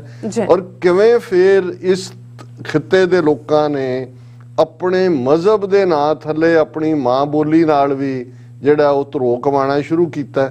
ਕਿਵੇਂ ਜਿਹੜਾ ਉਹ ਪਾਕਿਸਤਾਨ ਬਣਾਉਣ ਦੇ ਲਈ ਜੇ ਕਾਮਨ ਇੱਕ ਲੈਂਗੁਏਜ ਦੀ ਲੋੜ ਸੀ ਤੇ ਉਹ ਉਰਦੂ ਦੇ ਉੱਤੇ ਆ ਕੇ ਖਲੋਤੇ। ਹਾਲਾਂ ਇਹ ਪਾਰਟ ਚੱਲਿਆ ਨਹੀਂ, ਅਸੀਂ ਦੇਖਦੇ ਹਾਂ ਕਿ ਭਾਈ ਪਾਕਿਸਤਾਨ ਕਾਂਸਟੀਟਿਊਐਂਟ ਅਸੈਂਬਲੀ 'ਚ ਬੰਗਾਲੀਆਂ ਨੇ ਮੰਗ ਕੀਤੀ ਕਿ ਜੀ ਬੰਗਲਾ ਸਾਡੀ, ਔਰ ਮੈਜੋਰਿਟੀ ਪੋਪੂਲੇਸ਼ਨ ਜ਼ਾਹਰ ਹੈ ਬੰਗਾਲੀਆਂ ਦੀ ਸੀ। ਔਰ ਜੇ ਬੇਸ਼ੱਕ ਇੰਡੀਆ ਦੀ ਡਾਇਰੈਕਟ ਇੰਟਰਵੈਂਸ਼ਨ, ਮੁਕਤੀ ਵਾਹਿਨੀ, ਫੌਜ, ਪਰ ਮੈਂ ਜਦੋਂ ਇਹ ਸਾਰਿਆਂ ਨੂੰ ਦੇਖਦਾ ਹਾਂ ਕਿ ਬੰਗਲਾਦੇਸ਼ ਦੇ ਅੱਡ ਹੋਣ ਦੀ ਜਾਂ ਬੰਗਾਲੀਆਂ ਦੀ ਡਿਸਸੈਟਿਸਫੈਕਸ਼ਨ ਦੀ ਨੀਂਹ ਉਦੋਂ ਹੀ ਰੱਖੀ ਗਈ ਸੀ ਜਦੋਂ ਉਹਨਾਂ ਨੂੰ ਇਹ ਲੱਗਾ ਕਿ ਭਾਈ ਸਾਡੀ ਜ਼ਬਾਨ ਇਗਨੋਰ ਹੋਈ। ਕਿਉਂਕਿ ਜਿਹੜਾ ਪਾਕਿਸਤਾਨ ਬਣਿਆ ਜ਼ਾਹਰ ਹੈ ਉਸ ਦੇ ਵਿੱਚ ਈਸਟ ਬੰਗਾਲ ਔਰ ਪੰਜਾਬ, ਸਿੰਧ, ਖੈਬਰ ਪਖਤੂਨਖਵਾ ਇਹੀ ਸੀ। ਔਰ ਜਿਹੜੀ ਉਰਦੂ ਜ਼ਬਾਨ ਬੋਲਣ ਵਾਲੇ ਸੀ ਉਹ ਤਾਂ ਮੋਸਟਲੀ ਮਹਾਜਰ ਜਿਹਨਾਂ ਲਈ ਕਿਹਾ ਜਾਂਦਾ ਹੈ, ਯੂਪੀ ਬਿਹਾਰ ਤੋਂ ਗਏ, ਉਹ 2-2.5% ਤੋਂ ਜ਼ਿਆਦਾ ਨਹੀਂ ਹੋਣੀ ਅੱਜ ਵੀ ਪਾਪੂਲੇਸ਼ਨ, ਕਰਾਚੀ 'ਚ ਸੈਂਟਰਡ ਨੇ ਜ਼ਿਆਦਾ। ਲੇਕਿਨ ਪੰਜਾਬੀ ਤਾਂ ਚੁੱਪ ਕਰਕੇ ਉਹਨਾਂ ਨੇ ਸਹਿ ਲਿਆ, ਪਤਾ ਨਹੀਂ ਕਿਉਂਕਿ ਉਸ ਤੋਂ ਪਹਿਲਾਂ ਹੀ ਇਸ ਕਿਸਮ ਦਾ ਜਦੋਂ ਤੁਸੀਂ ਜ਼ਬਾਨ ਨੂੰ ਧਰਮ ਦੇ ਨਾਲ ਜੋੜ ਦਿੰਦੇ ਹੋ, ਜਾਂ ਬਹੁਤ ਸਾਰਿਆਂ ਨੂੰ ਗੁਰਮੁਖੀ ਤੋਂ ਹੀ ਐਲਰਜੀ ਸੀ, ਜਿਵੇਂ ਪੰਜਾਬ ਦੇ ਹਿੰਦੂਆਂ ਨੇ ਜਦੋਂ ਇਹ ਕਹਿੰਦੇ ਸੀ ਊੜੀ ਈੜੀ ਨਹੀਂ ਪੜ੍ਹੇਂਗੇ ਔਰ ਆਪਣੀ ਜ਼ਬਾਨ ਤੋਂ ਇਨਕਾਰੀ ਸੀ ਪਹਿਲੀ ਸੈਂਸਸ ਦੇ ਵਿੱਚ ਹੀ। ਇਹ ਦੇਖਣ ਵਾਲੀ ਗੱਲ ਹੈ ਕਿ ਪਾਕਿਸਤਾਨ 'ਚ ਤਾਂ ਉਹਨਾਂ ਨੇ ਕਾਇਦੇ ਆਜ਼ਮ ਨੇ ਆਪਣੇ ਪੀਰੀਅਡ 'ਚ ਹੀ ਡਿਕਲੇਅਰ ਕਰਤਾ ਕਿ ਜੀ ਉਰਦੂ ਜ਼ਬਾਨ ਹੋਏਗੀ। ਬੰਗਾਲੀਆਂ ਨੇ ਵਿਰੋਧ ਕੀਤਾ ਔਰ ਜਿਵੇਂ ਅਸੀਂ ਪਿਛਲੇ ਸੈਗਮੈਂਟ 'ਚ ਡਿਸਕਸ ਕੀਤਾ ਵੀ 1952 ਦੇ ਵਿੱਚ 21 ਫਰਵਰੀ ਵਾਲੇ ਦਿਨ ਹੀ ਜਿਹੜੀ ਹੈ ਢਾਕਾ ਯੂਨੀਵਰਸਿਟੀ ਦੇ ਸਟੂਡੈਂਟਸ ਉਹਦੇ ਉੱਤੇ ਫਾਇਰਿੰਗ ਹੁੰਦੀ ਹੈ, 5 ਮਾਰੇ ਜਾਂਦੇ ਨੇ ਔਰ ਉਹਦੇ ਤੋਂ ਹੀ ਇਹ ਇੰਟਰਨੈਸ਼ਨਲ ਜਿਹੜਾ ਉਹ ਮਦਰ ਲੈਂਗੁਏਜ ਡੇ ਵੀ ਈਵਨ ਬੰਗਲਾਦੇਸ਼ ਨੇ ਉਸੇ ਦਿਨ ਤੋਂ ਹੀ ਰੈਕਗਨਾਈਜ਼ ਕਰਵਾਇਆ। ਪਰ ਉਧਰ ਉਹਨਾਂ ਨੇ ਵੀ ਲਹਿੰਦੇ ਪੰਜਾਬ ਵਾਲਿਆਂ ਨੇ ਆਪਣੀ ਜਿਹੜਾ ਪੰਜਾਬੀ ਵੱਲ ਪਿੱਠ ਕਰ ਲਈ। ਇਧਰ ਪੰਜਾਬ ਦੇ ਹਿੰਦੂ 1951 ਦੀ ਪਹਿਲੀ ਸੈਂਸਸ ਹੁੰਦੀ ਹੈ ਔਰ ਉਹ ਹਿੰਦੀ ਬੋਲ ਕੇ ਆਪਣੀ ਜਿਹੜਾ ਪੰਜਾਬੀ ਬੋਲ ਕੇ ਆਪਣੀ ਜ਼ਬਾਨ ਹਿੰਦੀ ਲਿਖਵਾਉਂਦੇ ਨੇ ਜੇ। ਔਰ ਉਹਦਾ ਨਤੀਜਾ 1961 'ਚ 10 ਸਾਲ ਬਾਅਦ ਹਿੰਦੂ ਪੰਜਾਬੀ ਮੁੱਕਰ ਹੀ ਜਾਂਦਾ ਹੈ, ਉਹਦਾ ਸਾਰਾ ਕੁਝ ਬਦਲ ਗਿਆ। ਉਹਨੂੰ ਹੁਣ ਕੋਈ ਸਿੱਖ ਦੀ ਲੋੜ ਨਹੀਂ ਹੈ, ਉਹਨਾਂ ਦਾ ਖੌਫ ਜਾਂਦਾ ਰਿਹਾ। ਜੋ ਮੁਸਲਮਾਨਾਂ ਤੋਂ ਡਰਦੇ ਆ, ਸਿੱਖਾਂ ਦੇ ਪਿੱਛੇ ਆ ਕੇ ਲੁਕਦੇ ਸੀ, ਉਹ ਵੀ ਲੋੜ ਨਹੀਂ ਰਹੀ। ਔਰ ਉਹਨਾਂ ਨੇ ਤਾਂ ਇਹ ਕਿਹਾ ਜੀ, ਉਹ ਤਾਂ ਇਹ ਕਹਿਣ ਲੱਗ ਗਏ ਕਿ ਜੀ ਇਹ ਸਾਨੂੰ ਸਾਡੇ ਡਿਫੈਂਸ ਦੇ ਲਈ ਬਣੇ ਸੀ ਸਿੱਖ, ਹੁਣ ਲੋੜ ਨਹੀਂ, ਹੁਣ ਸਾਡਾ ਰਾਜ ਆ ਗਿਆ ਔਰ ਹੁਣ ਲੋੜ ਨਹੀਂ ਹੈ। ਇੱਕ ਬੜੀ ਦੁਖਦ ਕਹਾਣੀ ਹੈ ਕਿ ਵੀ ਕਿਵੇਂ ਪੰਜਾਬ ਦੇ ਸਾਡੇ ਹਿੰਦੂ ਭੈਣ ਭਰਾ ਜਿਹੜੇ ਨੇ, ਔਰ ਜਦੋਂ ਅਸੀਂ ਟੁੱਟੇ ਭੱਜੇ ਪੰਜਾਬੀ ਸੂਬੇ ਦੀ ਗੱਲ ਕਰਦੇ ਹਾਂ ਕਿ 1966 'ਚ ਪੰਜਾਬੀ ਬੋਲਦੇ ਇਲਾਕੇ ਜਿਹਨੂੰ ਅਸੀਂ ਕਹਿੰਦੇ ਹਾਂ, ਜਾਂ ਚੰਡੀਗੜ੍ਹ ਜਾਂ ਦੂਜੇ, ਇਹਦਾ ਰੀਜ਼ਨ ਵੀ ਇਹੀ ਹੈ ਕਿਉਂਕਿ ਜਦੋਂ 1966 'ਚ ਜਿਹੜਾ ਪੰਜਾਬ ਰੀਆਰਗੇਨਾਈਜੇਸ਼ਨ ਕਮਿਸ਼ਨ ਬਣਿਆ, ਸ਼ਾਹ ਕਮਿਸ਼ਨ, ਉਹਨੇ 1961 ਦੀ ਮਰਦਮਸ਼ੁਮਾਰੀ ਜਿਹੜੀ ਹੈ ਉਹ ਕੱਢ ਲਈ। ਜਿਵੇਂ ਜਦੋਂ ਪਾਕਿਸਤਾਨ ਬਣਦਾ ਹੈ, ਇੰਡੀਆ ਪਾਕਿਸਤਾਨ ਡਿਵੀਜ਼ਨ, ਜਿਹੜਾ ਰੈੱਡ ਕਲਿਫ ਹੈ ਉਹ ਤਾਂ ਕਦੇ ਆਇਆ ਵੀ ਨਹੀਂ ਸੀ ਇੰਡੀਆ, ਉਹਨੇ 1941 ਦੀ ਸੈਂਸਸ ਕੱਢ ਲਈ ਕਿ ਭਾਈ ਕਿੱਥੇ ਕੀ ਹੈ ਇਹ ਨਹੀਂ ਦੇਖਿਆ, ਪਾਣੀ ਕਿੱਥੇ ਹੈ, ਕਿਹਦਾ ਕੀ ਕਿੱਦਾਂ ਰਹਿ ਗਿਆ। ਉਹਨੇ ਲੀਕ ਮਾਰੀ 6 ਹਫ਼ਤੇ ਦਾ ਕਿ ਕਿੰਨਾ ਉਹਦੇ ਕੋਲ ਟਾਈਮ ਸੀ, ਉਹ ਨਿਕਲਿਆ ਔਰ ਬਾਅਦ ਨਾ ਮੁੜ ਕੇ ਕਦੇ ਆਇਆ। ਔਰ ਉਹ ਖੂਨ ਖਰਾਬੇ ਦੇ ਲਈ ਵੱਡਾ ਜਿਹੜਾ ਜ਼ਿੰਮੇਵਾਰੀ ਅੰਗਰੇਜ਼ ਕੌਮ ਦੀ ਬਣਦੀ ਹੈ ਕਿ ਉਹਨਾਂ ਨੇ ਕਿਵੇਂ ਇਹਨੂੰ ਹੈਂਡਲ ਕੀਤਾ। ਲੇਕਿਨ ਇੱਧਰ ਵੀ ਸ਼ਾਹ ਕਮਿਸ਼ਨ ਨੇ ਬਿਲਕੁਲ, ਔਰ ਦੋਨੋਂ ਹੀ ਮਰਦਮਸ਼ੁਮਾਰੀ 1961 ਨੂੰ ਆਧਾਰ ਬਣਾਇਆ ਗਿਆ ਪੰਜਾਬ ਰੀਆਰਗੇਨਾਈਜੇਸ਼ਨ ਐਕਟ ਦੇ ਲਈ, ਔਰ 1961 ਦੀ ਬਿਲਕੁਲ ਫਿਰਕੂ ਲਾਈਨ ਦੇ ਉੱਤੇ ਜਿਹੜੀ ਸੀ, ਜਿੱਥੇ ਸਿੱਖਾਂ ਨੇ ਤਾਂ ਨਹੀਂ ਆਪਣੀ ਮਾਂ ਬੋਲੀ ਛੱਡਣੀ ਸੀ, ਨਾ ਹੀ ਛੱਡੀ ਹੈ, ਨਾ ਹੀ ਕਦੇ ਛੱਡਣਗੇ, ਕਿਉਂਕਿ ਜਦੋਂ ਤੱਕ ਇੱਕ ਵੀ ਸਿੱਖ ਇਸ ਪਲੈਨਟ ਦੇ ਉੱਤੇ ਹੈ ਉਹਨੇ ਗੁਰੂ ਗ੍ਰੰਥ ਸਾਹਿਬ ਨੂੰ ਗੁਰੂ ਮੰਨਣਾ ਹੈ, ਉਹਨੇ ਗੁਰਮੁਖੀ ਪੜ੍ਹਨੀ ਹੈ। ਜਦੋਂ ਤੱਕ ਗੁਰਮੁਖੀ ਜਿਹੜੀ ਪੰਜਾਬੀ ਦੀ ਆਪਣੀ ਸਕ੍ਰਿਪਟ ਹੈ ਉਹ ਹੈ, ਪੰਜਾਬੀ ਬੋਲੀ ਵੀ ਕਾਇਮ ਹੈ। ਠੀਕ ਹੈ ਵੀ ਕਮਜ਼ੋਰੀਆਂ, ਜਾਂ ਅਸੀਂ ਬਹੁਤ ਵਾਰ ਜਿੱਥੇ ਜਾਂਦੇ ਹਾਂ ਉੱਥੇ ਉਹਨਾਂ ਦੀ ਬੋਲੀ ਦੇ ਨੂੰ ਜਿਹੜਾ ਉਹ ਅਡਾਪਟ ਕਰ। ਪਰ ਇਹਦੇ ਬਾਵਜੂਦ ਇਹ ਜੇ ਭਾਰਤੀ ਕਬਜ਼ੇ ਵਾਲੇ ਪੰਜਾਬ 'ਚ ਇਕੱਲਾ ਇਹੀ ਨਹੀਂ ਕਿ ਹਿੰਦੂ ਮੁਨਕਰ ਹੋਇਆ, ਸਿੱਖ ਨੇ ਕਿਵੇਂ 1950 ਤੋਂ ਹੀ ਜਿਹੜੀ ਸਟਰਗਲ ਸ਼ੁਰੂ ਹੋ ਜਾਂਦੀ ਹੈ, 16-17 ਸਾਲ ਸਟਰਗਲ ਕੀਤੀ ਪੰਜਾਬੀ ਸੂਬਾ ਬਣਾਉਣ ਦੇ ਲਈ। 60,000 ਤੋਂ ਜ਼ਿਆਦਾ ਸਿੱਖ ਜੇਲ੍ਹਾਂ 'ਚ ਗਏ, ਦਰਜਨਾਂ ਸ਼ਹੀਦ ਹੋਏ, ਕਿੰਨਿਆਂ ਦੀਆਂ ਪ੍ਰਾਪਰਟੀਆਂ ਕੁਰਕ ਹੋਈਆਂ। ਔਰ ਜਿਵੇਂ ਅੱਜ ਜਦੋਂ ਅਸੀਂ ਹੁਣ ਤਾਂ ਅਸੀਂ ਖੁੱਲ ਕੇ ਕਹਿੰਦੇ ਹੀ ਆ ਜੀ ਖਾਲਿਸਤਾਨ ਜ਼ਿੰਦਾਬਾਦ, ਅਸੀਂ ਅੱਡ ਹੋਣਾ, ਇਹਨਾਂ ਦੇ ਨਾਲ ਨਹੀਂ ਰਹਿਣਾ। ਉਦੋਂ ਜਦੋਂ ਪੰਜਾਬੀ ਜ਼ਬਾਨ ਤੇ ਆਧਾਰਿਤ ਸੂਬੇ ਦੀ ਮੰਗ ਹੁੰਦੀ ਸੀ ਤੇ ਅੱਗੋਂ ਜਵਾਬ ਮਿਲਦਾ ਸੀ ਇਹ ਤੋਂ ਗੰਵਾਰੋਂ ਕੀ ਭਾਸ਼ਾ ਹੈ। ਇੱਕ ਸਟੇਜ ਤੇ ਪੰਜਾਬ ਦਾ ਆਰੀਆ ਸਮਾਜੀ ਹਿੰਦੂ ਇਹ ਕਹਿਣ ਲੱਗ ਗਿਆ ਠੀਕ ਹੈ ਜੀ ਬੋਲੀ ਅਸੀਂ ਮੰਨ ਲੈਨੇ, ਪਰ ਇਹਨੂੰ ਤੁਸੀਂ ਹਿੰਦੀ ਸਕ੍ਰਿਪਟ ਦੇ ਵਿੱਚ ਲਿਖੋ, ਦੇਵਨਾਗਰੀ ਦੇ ਵਿੱਚ ਲਿਖੋ, ਇਸ ਨੂੰ ਜਿਹੜਾ ਉਹ ਗੁਰਮੁਖੀ ਨਹੀਂ। ਹੁਣ ਇਸ ਸਭ ਦੇ ਬਾਵਜੂਦ ਸਾਡੀ ਸਟਰਗਲ ਜਿਸ ਲੈਵਲ ਤੱਕ ਅਸੀਂ ਲੜੇ, ਸਿੱਖ ਖਲੋਤੇ ਮਾਂ ਬੋਲੀ ਪੰਜਾਬੀ ਦੇ ਲਈ, ਔਰ ਨਤੀਜੇ ਦੇ ਤੌਰ ਤੇ ਅੱਜ ਪੰਜਾਬੀ ਸੂਬਾ ਵਜੂਦ ਦੇ ਵਿੱਚ ਜਿਹੜਾ 1 ਨਵੰਬਰ 1966 ਨੂੰ ਆਉਂਦਾ ਹੈ। ਹਾਲਾਂਕਿ ਇਹ ਇੱਕ ਵੱਖਰੀ ਕਹਾਣੀ ਹੈ ਕਿ ਭਾਈ ਕਿਵੇਂ ਈਵਨ ਉਸ ਸੂਬੇ 'ਚ ਵੀ ਪੰਜਾਬੀ ਨੂੰ ਸਟੇਟ ਲੈਂਗੁਏਜ ਬਣਾਉਣ ਦੇ ਲਈ ਫਿਰ ਦੂਜੀ ਲੜਾਈ ਲੜਨੀ ਪਈ, ਕਿਉਂਕਿ ਜਿਹੜੇ ਸਾਰੇ ਆਰੀਆ ਸਮਾਜੀਆਂ ਦੇ DAV ਕਾਲਜ ਸੀ ਅੰਮ੍ਰਿਤਸਰ ਜਲੰਧਰ ਜ਼ਿਲ੍ਹਿਆਂ ਦੇ, ਉਹਨਾਂ ਨੇ ਕਿਹਾ ਜੀ ਸਾਡੇ ਪ੍ਰਾਈਵੇਟ ਕਾਲਜ ਨੇ ਔਰ ਦੂਸਰੇ ਅਸੀਂ ਪੰਜਾਬੀ ਨਹੀਂ ਹੋਣ ਦੇਣੀ। ਉਹ ਵੀ ਜਾ ਕੇ ਅਦਾਲਤਾਂ 'ਚੋਂ ਹੀ ਫੈਸਲਾ ਹੋਇਆ ਔਰ ਲਛਮਣ ਸਿੰਘ ਗਿੱਲ ਜਿਹਦੀ ਹਕੂਮਤ ਭਾਵੇਂ 18 ਮਹੀਨੇ ਦੀ ਰਹੀ ਪੰਜਾਬ ਦੇ ਵਿੱਚ, ਕ੍ਰੈਡਿਟ ਉਹਨੂੰ ਜਾਂਦਾ ਹੈ ਕਿ ਇਹ ਜਿਹੜਾ ਮਾਂ ਬੋਲੀ ਸਰਕਾਰੀ ਜ਼ਬਾਨ ਬਣਾਉਣ ਦਾ ਬਿੱਲ ਹੈ ਉਹ ਲਛਮਣ ਸਿੰਘ ਗਿੱਲ ਦੀ ਹਕੂਮਤ ਦੇ ਵੇਲੇ ਹੀ ਪਾਸ ਹੋਇਆ ਔਰ ਪੰਜਾਬੀ ਜਿਹੜੀ ਹੈ ਉਹ ਕਿੰਨੀ ਅੱਜ ਇੰਪਲੀਮੈਂਟ ਹੈ। ਪਰ ਇੰਨਾ ਜ਼ਰੂਰ ਹੈ ਕਿ ਜਦੋਂ ਵੀ ਕੋਈ ਪੰਜਾਬੀ ਪਿਆਰੇ ਉੱਠਦੇ ਨੇ ਉਹਨਾਂ ਨੂੰ ਲੱਗਦਾ ਕਿ ਭਾਈ ਹਿੰਦੀ ਨੂੰ ਡੋਮੀਨੇਟ ਕਰਾਉਣ ਦੀ ਕੋਸ਼ਿਸ਼ ਹੋ ਰਹੀ ਹੈ, ਜਿਹੜੀ ਉਹ ਕਰ ਰਹੇ ਨੇ। ਅਸੀਂ ਡਿਸਕਸ ਕਰਾਂਗੇ ਕਿ ਕਿਵੇਂ ਜਿਹੜਾ ਉਹ ਇਸ ਵੇਲੇ ਇੱਕ ਹਿੰਦੀ ਹਿੰਦੁਸਤਾਨ ਦੇ ਥੱਲੇ ਰੀਜਨਲ ਲੈਂਗੁਏਜਸ ਨੂੰ ਸੁਪਰੈਸ ਕੀਤਾ ਜਾ ਰਿਹਾ, ਜਿਹਦੇ 'ਚ ਪੰਜਾਬੀ ਵੀ ਉਹਦਾ ਹਿੱਸਾ ਹੈ। ਸੋ ਇਹ ਲੜਾਈ ਸਿੱਖਾਂ ਨੇ ਲੜੀ ਔਰ ਪੰਜਾਬੀ ਦਾ ਹਾਲ ਕੀ ਹੈ ਇਹ ਹਾਲਾਂ ਇਹਦੇ 'ਚ ਕੋਈ ਸ਼ੱਕ ਨਹੀਂ ਹੈ। ਜਿਵੇਂ ਮੈਂ ਕਿਹਾ ਕਿ ਬਾਬੂ ਫਿਰੋਜ਼ਦੀਨ ਸ਼ਰਫ ਜਿਨ੍ਹਾਂ ਦਾ ਮੈਂ ਨਜ਼ਮ ਸ਼ੇਅਰ ਵੀ ਕਰਾਂਗਾ, ਰਜ਼ਬ ਅਲੀ ਜਿਹੜੇ ਸਾਡੇ ਪ੍ਰੀ 47 ਪੰਜਾਬ ਦੇ ਸ਼ਾਇਰ ਨੇ। ਤੇ ਜੇ ਅਦਰਵਾਈਜ਼ ਤੁਸੀਂ ਪੰਜਾਬੀ ਦਾ ਵਿਰਸਾ ਦੇਖਣਾ ਫਿਰ ਉਹ ਬਾਬਾ ਬੁੱਲੇ ਸ਼ਾਹ ਹੈ, ਉਹ ਜੇ ਵਾਰਿਸ ਸ਼ਾਹ ਦੀ ਹੀਰ ਤੋਂ ਬਿਨਾਂ ਪੰਜਾਬੀ ਜ਼ਬਾਨ ਦੀ ਕਿਵੇਂ ਗੱਲ ਹੋਏਗੀ। ਉਹ ਈਵਨ ਸੁਲਤਾਨ ਬਾਹੂ ਹੈ, ਉਹ ਸ਼ਾਹ ਹੁਸੈਨ ਹੈ ਔਰ ਉਸ ਸਾਰੇ ਦੇ ਤੁਰਦਿਆਂ ਬਾਬਾ ਫਰੀਦ ਤੋਂ ਸ਼ੁਰੂ ਹੁੰਦਾ ਹੈ। 10 ਗੁਰੂ ਸਾਹਿਬਾਨ ਨੇ ਜਿਨ੍ਹਾਂ ਨੇ ਜਿਹੜਾ ਇਸ ਨੂੰ ਹੀ ਪ੍ਰਚਾਰ ਦਾ ਆਧਾਰ ਬਣਾਇਆ। 6 ਗੁਰੂ ਸਾਹਿਬਾਨ ਦੀ ਬਾਣੀ ਗੁਰੂ ਗ੍ਰੰਥ ਸਾਹਿਬ ਦੇ ਰੂਪ ਦੇ ਵਿੱਚ ਅਸੀਂ ਉਸ ਜ਼ਬਾਨ ਨੂੰ ਦੇਖਦੇ ਔਰ ਸਿੱਖ ਕੌਮ ਪੰਜਾਬੀ ਮਾਂ ਬੋਲੀ ਦੀ ਇਕੱਲੀ ਹਾਫਿਜ਼ ਹੀ ਨਹੀਂ ਬਣੀ, ਵਾਰੀਅਰ ਵੀ ਬਣੀ ਔਰ ਉਹਨਾਂ ਨੇ ਉਸ ਇੱਕ ਪੰਜਾਬ ਦੇ ਜਿਹੜਾ 2.5 ਦਰਿਆਵਾਂ ਦੀ ਧਰਤੀ ਦੇ ਉੱਤੇ ਉਹਨੂੰ ਕਿਤੇ ਜਿਹੜਾ ਜ਼ਿੰਦਾ ਰੱਖਣ ਦੀ ਕੋਸ਼ਿਸ਼ ਕੀਤੀ। ਅੱਜ ਦੁਨੀਆ ਭਰ ਦੇ ਵਿੱਚ ਗਲੋਬਲੀ ਕਰੋੜਾਂ ਦੀ ਗਿਣਤੀ 'ਚ ਪੰਜਾਬੀ ਨੇ ਔਰ ਸ਼ਾਇਦ ਦੁਨੀਆ 'ਚ ਬੋਲੀਆਂ ਜਾਣ ਵਾਲੀਆਂ ਜ਼ਬਾਨਾਂ 'ਚ 9ਵੇਂ-10ਵੇਂ ਨੰਬਰ ਤੇ ਪੰਜਾਬੀ ਹੋਏ। ਪਰ ਕਿਵੇਂ ਜਿਹੜਾ ਔਰ ਇਹਦੇ ਲਈ ਈਵਨ ਕੈਨੇਡਾ ਔਰ ਆਸਟ੍ਰੇਲੀਆ ਔਰ ਦੂਜੇ ਉੱਥੇ ਵੀ ਪੰਜਾਬੀ ਮਾਂ ਬੋਲੀ ਨੂੰ ਰੈਕਗਨਾਈਜ਼ ਕਰਵਾਇਆ ਗਿਆ। ਪਰ ਜਿਹੜੀ ਹਾਲਤ ਓਵਰਆਲ ਇੰਨੇ ਵੱਡੇ ਖਿੱਤੇ ਦੀ ਬੋਲੀ ਅੱਜ ਵੀ ਰੂਲੀਆਂ ਵਾਂਗ ਹੈ, ਰੋਲੀ ਹੋਈ ਹੈ। ਇਸ ਦੇ ਉੱਤੇ ਹੀ ਜਿਹੜਾ ਉਹ ਬਾਬੂ ਫਿਰੋਜ਼ਦੀਨ ਸ਼ਰਫ ਨੇ ਕਿਹਾ ਸੀ, ਮੁੱਠਾਂ ਮੀਟ ਕੇ ਨੁਕਰੇ ਹਾਂ ਬੈਠੀ, ਟੁੱਟੀ ਹੋਈ ਸਤਾਰ ਰਬਾਬੀਆਂ ਦੀ, ਪੁੱਛੀ ਬਾਤ ਨਾ ਜਿਨ੍ਹਾਂ ਨੇ ਸ਼ਰਫ ਮੇਰੀ, ਵੇ ਮੈਂ ਬੋਲੀ ਹਾਂ ਉਹਨਾਂ ਪੰਜਾਬੀਆਂ ਦੀ।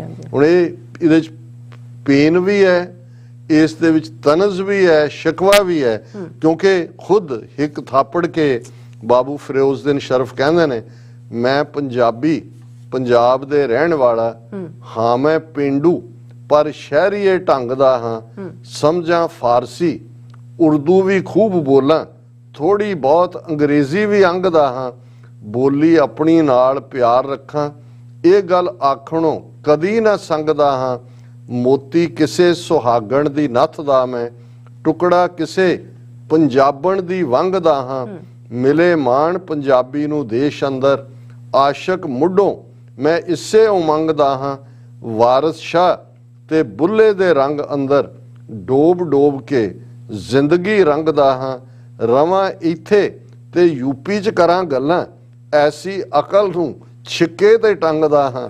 ਮੈਂ ਪੰਜਾਬੀ, ਪੰਜਾਬ ਦਾ ਸ਼ਰਫ ਸੇਵਕ, ਸਦਾ ਖੈਰ ਪੰਜਾਬੀ ਦੀ ਮੰਗਦਾ। Very nice. ਹੁਣ ਕੱਲਾ ਇਹੀ ਨਹੀਂ, ਜਦੋਂ ਅਸੀਂ ਹਬੀਬ ਜ਼ਾਲਬ ਦੀ ਗੱਲ ਕਰਦੇ ਹਾਂ ਤੇ ਉਰਦੂ ਦੇ ਬਹੁਤ ਵੱਡੇ ਸ਼ਾਇਰ, ਰੈਵੋਲੂਸ਼ਨਰੀ ਸ਼ਾਇਰ, ਡਿਸਟ੍ਰਿਕਟ ਹੁਸ਼ਿਆਰਪੁਰ ਨਾਲ ਉਹਨਾਂ ਦਾ ਸੰਬੰਧ ਸੀ, ਔਰ ਉਹਨਾਂ ਦੇ ਜਦੋਂ ਉਹਨਾਂ ਨੇ ਵੇਲੇ ਦੇ ਹਾਕਮਾਂ ਅਯੂਬ ਖਾਂ ਹੋਏ, ਭੁੱਟੋ ਹੋਏ, ਜ਼ਿਆਉਲ ਹਕ ਹੋਏ, ਸਾਰਿਆਂ ਨੂੰ ਚੈਲੰਜ ਕੀਤਾ ਤਾਂ ਉਹਨਾਂ ਦਾ ਇੱਕ ਉਰਦੂ ਕਪਲੇਟ ਅੱਜ ਵੀ ਕੋਟ ਕਰਨ ਲੱਗਿਆ ਕੋਟ ਕੀਤਾ ਜਾਂਦਾ ਹਰ ਥਾਂ ਦੇ। ਜਿਵੇਂ ਉਹਨਾਂ ਨੇ ਇੱਕ ਜਿਹੜਾ ਮਿਲਟਰੀ ਡਿਕਟੇਟਰ ਸ਼ਾਇਦ ਜ਼ਿਆਉਲ ਹਕ ਦੀ ਪ੍ਰੈਜ਼ੈਂਸ ਦੇ ਵਿੱਚ ਹੀ ਜਾਂ ਅਯੂਬ ਖਾਨ ਦੀ ਪ੍ਰੈਜ਼ੈਂਸ 'ਚ ਸ਼ੇਅਰ ਕਿਹਾ ਸੀ, ਕਿਉਂਕਿ ਜ਼ਾਹਰ ਹੈ ਜਦੋਂ ਫੌਜੀ ਹਾਕਮ ਆਏ, ਮਾਰਸ਼ਲ ਲਾ ਲੱਗੇ, ਜ਼ੁਲਮ ਹੋਏ, ਉਹਨਾਂ ਨੇ ਕਿਹਾ ਸੀ ਕਿ ਵੀ तुमसे पहले भी एक शख्स जो यहाँ तख्ते नशीं था उसको भी अपने खुदा होने का इतना ही यकीन था कि तेरे तो पहला भी जड़ा, और ज़ाहिर है अयूब खान वाल इशारा होएगा, ज़ियाउल हक दे पीरियड दा होएगा कि तुमसे पहले भी एक शख्स जो यहाँ तख्ते नशीं था उसको भी अपने खुदा होने का इतना ही यकीन था। पर मैं ਜਦੋਂ ਅੱਜ ਰਿਸਰਚ ਕਰ ਰਿਹਾ ਸੀ ਤੇ ਉਹਨਾਂ ਦੀਆਂ ਪੰਜਾਬੀ ਜ਼ਬਾਨ ਦੇ ਵਿੱਚ ਲਿਖੀਆਂ ਕਵਿਤਾਵਾਂ, ਔਰ ਖਾਸ ਤੌਰ ਤੇ ਜਿਹੜੀ ਉਹਨਾਂ ਨੇ ਆਪਣੇ ਹੀ ਪੰਜਾਬੀਆਂ ਨੂੰ ਇਹ ਜਿਹੜਾ ਉਹ ਗਿਲਾ ਕੀਤਾ ਹੈ, ਮਾਂ ਬੋਲੀ, ਇਹ ਟਾਈਟਲ ਹੈ ਹਬੀਬ ਜ਼ਾਲਬ ਦੀ, ਇਹ ਨਜ਼ਮ ਹੈ। ਪੁੱਤਰਾਂ ਤੇਰੀ ਚਾਦਰ ਲਾਈ ਹੋਰ ਕਿਸੇ ਦਾ ਦੋਸ਼ ਨਾ ਮਾਈ। ਹੁਣ ਇੱਕੋ ਹੀ ਲਾਈਨ ਜਿਹੜੀ ਹੈ ਉਹ ਅੰਦਰ ਤੱਕ ਤਕਲੀਫ ਦੇਣੀ ਚਾਹੀਦੀ ਹਰ ਪੰਜਾਬੀ ਨੂੰ।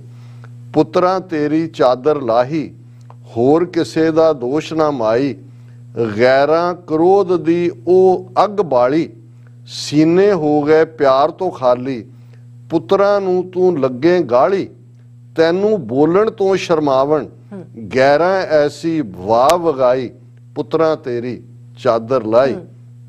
ਇਹਨਾਂ ਕੋਲ ਜ਼ਮੀਨਾਂ ਵੀ ਨੇ, ਇਹਨਾਂ ਹੱਥ ਸੰਗੀਨਾਂ ਵੀ ਨੇ, ਦੌਲਤ ਬੈਂਕ ਮਸ਼ੀਨਾਂ ਵੀ ਨੇ, ਨਾ ਇਹ ਤੇਰੇ ਨਾ ਇਹ ਮੇਰੇ, ਇਹ ਲੋਕੀ ਯੂਸਫ ਦੇ ਭਾਈ, ਪੁੱਤਰਾਂ ਤੇਰੀ ਚਾਦਰ ਲਾਈ ਹੋਰ ਕਿਸੇ ਦਾ ਦੋਸ਼ ਨਾ ਮਾਈ। ਕਿਉਂਕਿ ਯੂਸਫ ਇਹ ਇਸਲਾਮਿਕ ਹਿਸਟਰੀ 'ਚ ਹੈ ਕਿ ਜਿਹਦੇ 10 ਮਤਰੇ ਭਰਾ ਸੀ ਤੇ ਉਹਨਾਂ ਨੇ ਯੂਸਫ ਨੂੰ ਜਿਹੜਾ ਈਰਖਾ ਵਸ ਹੋ ਕੇ ਬਹੁਤ ਤਸੀਹੇ ਦਿੱਤੇ ਸੀ। ਔਰ ਹਾਲਾਂਕਿ ਯੂਸਫ ਖੂਬਸੂਰਤੀ ਦੇ ਲਈ ਵੀ ਜਦੋਂ ਕਿਹਾ ਜਾਂਦਾ ਹੈ ਕਿ ਬਈ ਤੂੰ ਕਿਹੜਾ ਯੂਸਫ ਹੈ, ਸੋ ਉਹਨਾਂ ਕਿਹਾ ਕਿ ਇਹਨਾਂ ਕੋਲ ਜ਼ਮੀਨਾਂ ਵੀ ਨੇ, ਇਹਨਾਂ ਹੱਥ ਸੰਗੀਨਾਂ ਵੀ ਨੇ, ਦੌਲਤ ਬੈਂਕ ਮਸ਼ੀਨਾਂ ਵੀ ਨੇ, ਨਾ ਇਹ ਤੇਰੇ ਨਾ ਇਹ ਮੇਰੇ, ਇਹ ਲੋਕੀ ਯੂਸਫ ਦੇ ਭਾਈ, ਪੁੱਤਰਾਂ ਤੇਰੀ ਚਾਦਰ ਲਾਈ ਹੋਰ ਕਿਸੇ ਦਾ ਦੋਸ਼ ਨਾ ਮਾਈ। ਔਰ ਇਸੇ ਤਰ੍ਹਾਂ ਮੈਂ ਜਿਹੜੇ ਪੰਜਾਬੀ ਦੇ ਉਸਤਾਦ ਸ਼ਾਇਰ ਦਾਮਨ, ਕਿਉਂਕਿ ਉਹਨਾਂ ਨੇ ਪੰਜਾਬੀ ਦੇ ਵਿੱਚ ਹੀ ਰਚਨਾ ਕੀਤੀ, ਔਰ ਉਹਨਾਂ ਦੀਆਂ ਅੱਜ ਵੀ ਜਦੋਂ ਉਹਨਾਂ ਦਾ ਪਿਛਲੇ ਦਿਨਾਂ 'ਚ ਇੱਕ ਵੀਡੀਓ ਬਲੌਗ ਹੁੰਦਾ ਹੈ ਲੰਮੇ ਬਾਲੋਂ ਵਾਲਾ, ਉਹ ਬੜਾ ਲਰਨਡ ਬੰਦਾ, ਲਾਹੌਰ ਤੇ ਕਰਦਾ, ਤਾਂ ਉਹਨੇ ਛੋਟੀ ਜਿਹੀ ਥਾਂ ਉਸਤਾਦ ਦਾਮਨ ਜਿੱਥੇ ਬੈਠ ਕੇ ਉਹਨਾਂ ਨੇ ਪੋਇਟਰੀ ਠੇਸ ਪੰਜਾਬੀ ਦੇ ਵਿੱਚ ਠੋਸ ਗੱਲਾਂ ਦੇ ਨਾਲ ਭਰਪੂਰ, ਔਰ ਉਹਦੇ 'ਚ ਉਸਤਾਦ ਦਾਮਨ ਕਹਿੰਦੇ ਨੇ, ਮੈਨੂੰ ਕਈਆਂ ਨੇ ਆਖਿਆ ਕਈ ਵਾਰੀ ਤੂੰ ਲੈਣਾ ਪੰਜਾਬੀ ਦਾ ਨਾਂ ਛੱਡ ਦੇ, ਗੋਦੀ ਜਿਹਦੇ 'ਚ ਪਲ ਕੇ ਜਵਾਨ ਹੋਇਓ ਉਹ ਮਾਂ ਛੱਡ ਦੇ ਤੇ ਗਰਾਂ ਛੱਡ ਦੇ, ਜੇ ਪੰਜਾਬੀ ਪੰਜਾਬੀ ਕੂਕਣਾ ਹੀ ਜਿੱਥੇ ਖਲਾ ਖਲੋਤਾ ਉਹ ਥਾਂ ਛੱਡ ਦੇ, ਮੈਨੂੰ ਇੰਜ ਲੱਗਦਾ ਲੋਕ ਆਖਦੇ ਨੇ ਤੂੰ ਪੁੱਤਰਾ ਆਪਣੀ ਮਾਂ ਛੱਡ ਦੇ। ਇੱਥੇ ਬੋਲੀ ਪੰਜਾਬੀ ਹੀ ਬੋਲੀ ਜਾਏਗੀ, ਉਰਦੂ ਵਿੱਚ ਕਿਤਾਬਾਂ ਦੇ ਠਣਦੀ ਰਹੇਗੀ, ਇਹਦਾ ਪੁੱਤ ਹਾਂ ਇਹਦੇ ਤੋਂ ਦੁੱਧ ਮੰਗਣਾ, ਮੇਰੀ ਭੁੱਖ ਇਹਦੀ ਛਾਤੀ ਤਣਦੀ ਰਹੇਗੀ, ਇਹਦੇ ਲੱਖ ਹਰਫ ਪੈ ਹੋਣ ਪੈਦਾ, ਦਿਨ ਬ ਦਿਨ ਇਹਦੀ ਸ਼ਕਲ ਬਣਦੀ ਰਹੇਗੀ, ਉਦੋਂ ਤੀਕ ਪੰਜਾਬੀ ਤੇ ਨਹੀਂ ਮਰਦੀ ਜਦੋਂ ਤੀਕ ਪੰਜਾਬਣ ਕੋਈ ਜਾਣਦੀ ਰਹੇਗੀ। ਕਿ ਜਦੋਂ ਤੱਕ ਪੰਜਾਬਣ ਮਾਂ ਬੱਚੇ ਜਾਣਦੀ ਹੈ ਉਦੋਂ ਤੱਕ ਪੰਜਾਬੀ ਨਹੀਂ ਮਰਦੀ। ਜਦੋਂ ਕਦੇ ਪੰਜਾਬ ਦੀ ਗੱਲ ਕਰਨਾ, ਜਦੋਂ ਕਦੇ ਪੰਜਾਬੀ ਦੀ ਗੱਲ ਕਰਾਂ, ਫਾਂ ਫਾਂ ਕਰਦਾ, ਫੂੰ ਫੂੰ ਆਉਂਦਾ, ਤੂੰ ਪੰਜਾਬੀ ਪੰਜਾਬੀ ਕੀ ਲਾਈ ਹੋਈ ਏ, ਚਾਂ ਚਾਂ ਕਰਦਾ, ਚੂੰ ਚੂੰ ਆਉਂਦਾ, ਜਿਹੜੇ ਵਿਰੋਧ ਕਰਨ, ਉਹ ਬੋਲਦਾ ਬੋਲਦਾ ਟੁਰੀ ਜਾਂਦਾ, ਖੌਰੇ ਮੇਰੇ ਬੁੱਲਾਂ ਨੂੰ ਸਿਉਂ ਆਉਂਦਾ, ਇਹ ਗੱਲ ਹੈ ਮਾਂ ਤੇ ਪੁੱਤਰਾਂ ਦੀ, ਕੋਈ ਤੀਸਰਾ ਇਹਦੇ ਵਿੱਚ ਕਿਉਂ ਆਉਂਦਾ? ਬਿਲਕੁਲ। ਇਹ ਮਾਂ ਤੇ ਪੁੱਤਰ ਦਾ ਹੈ। ਔਰ ਉਹਦੇ ਚ ਉਹਨਾਂ ਨੇ ਫਿਰ ਇਹ ਵੀ ਕਿਹਾ ਕਿ ਭਾਈ ਉਰਦੂ ਦਾ ਮੈਂ ਦੋਖੀ ਨਹੀਂ। ਔਰ ਅਸੀਂ ਵੀ ਇਹ ਸਪਸ਼ਟ ਕਰਨਾ ਚਾਹੁੰਦੇ ਹਾਂ ਕਿ ਹਰ ਜ਼ੁਬਾਨ ਦੀ ਖੂਬਸੂਰਤੀ ਹੈ, ਮਿਠਾਸ ਹੈ। ਆਪਣੀ ਮਾਂ ਨੂੰ ਪਿਆਰ ਕਰਨ ਦਾ ਮਤਲਬ ਇਹ ਨਹੀਂ ਹੈ ਵੀ ਤੁਸੀਂ ਦੂਸਰਿਆਂ ਦੀ ਮਾਵਾਂ ਦਾ ਨਿਰਾਦਰ ਕਰੋ। ਰਾਦਰ ਦੂਸਰੀਆਂ ਦੀਆਂ ਮਾਵਾਂ ਦਾ ਆਦਰ, ਸਤਕਾਰ, ਮਾਣ, ਇੱਜ਼ਤ ਉਹੀ ਕਰ ਸਕਦਾ ਜਿਹੜਾ ਆਪਣੀ ਮਾਂ ਦੀ ਇੱਜ਼ਤ ਕਰਦਾ। ਜਿਹੜੇ ਮਾਂ ਬੋਲੀ ਦੇ ਭਗੌੜੇ ਨੇ ਉਹ ਹਰ ਇੱਕ ਦੇ, ਉਹ ਕਿਸੇ ਦੇ ਵੀ ਨਹੀਂ ਨੇ।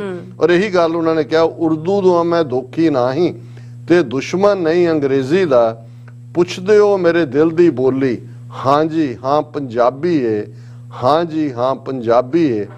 ਬੁੱਲਾ ਮਿਲਿਆ ਇਸੇ ਵਿੱਚੋਂ ਵਾਰਸ ਵੀ, ਧਾਰਾਂ ਮਿਲੀਆਂ ਇਸੇ ਵਿੱਚੋਂ, ਮੇਰੀ ਮਾਂ ਪੰਜਾਬੀ ਏ, ਹਾਂਜੀ ਹਾਂ ਪੰਜਾਬੀ ਏ। ਇਹਦੇ ਬੋਲ ਕੰਨਾਂ ਵਿੱਚ ਪੈਂਦੇ, ਦਿਲ ਮੇਰੇ ਦੇ ਵਿੱਚ ਨੇ ਰਹਿੰਦੇ, ਤਪਦੀਆਂ ਹੋਈਆਂ ਰੇਤਾਂ ਉੱਤੇ ਇੱਕ ਠੰਡੀ ਛਾਂ, ਪੰਜਾਬੀ ਏ, ਹਾਂਜੀ ਹਾਂ ਪੰਜਾਬੀ ਏ। ਇਹਦੇ ਦੁੱਧਾਂ ਦੇ ਵਿੱਚ ਮੱਖਣੀ, ਮੱਖਣਾ ਵਿੱਚ ਘਿਓ ਦੀ ਚਖਣੀ, ਡੱਬ ਖੜੱਬੀ ਦੁੱਧਲ ਜਿਹੀ ਇੱਕ ਸਾਡੀ ਗਾਂ, ਪੰਜਾਬੀ ਏ, ਹਾਂਜੀ ਹਾਂ ਪੰਜਾਬੀ ਏ। ਔਰ ਇਹ ਸਾਰੀ ਉਹਨਾਂ ਦੀ ਜਿਹੜੀ ਇਹ ਨਜ਼ਮ ਹੈ, ਕਾਫੀ ਹੋਰ ਵੀ ਉਹਨਾਂ ਨੇ ਕਈ, ਪਰ ਮੈਂ ਕਲੋਜ਼ ਕਰਦਾ ਕਿ ਜਿੱਥੇ ਪੰਜਾਬ ਦੀ ਵੰਡ 47 ਨੇ ਇੱਕ ਵੱਡੇ ਖੂਨ ਖਰਾਬੇ ਨੂੰ ਜਨਮ ਦਿੱਤਾ, ਲੱਖਾਂ ਮਾਰੇ ਗਏ, ਲੱਖਾਂ ਬੱਚੀਆਂ ਦੀ ਪੱਤ ਲੁੱਟੀ ਗਈ।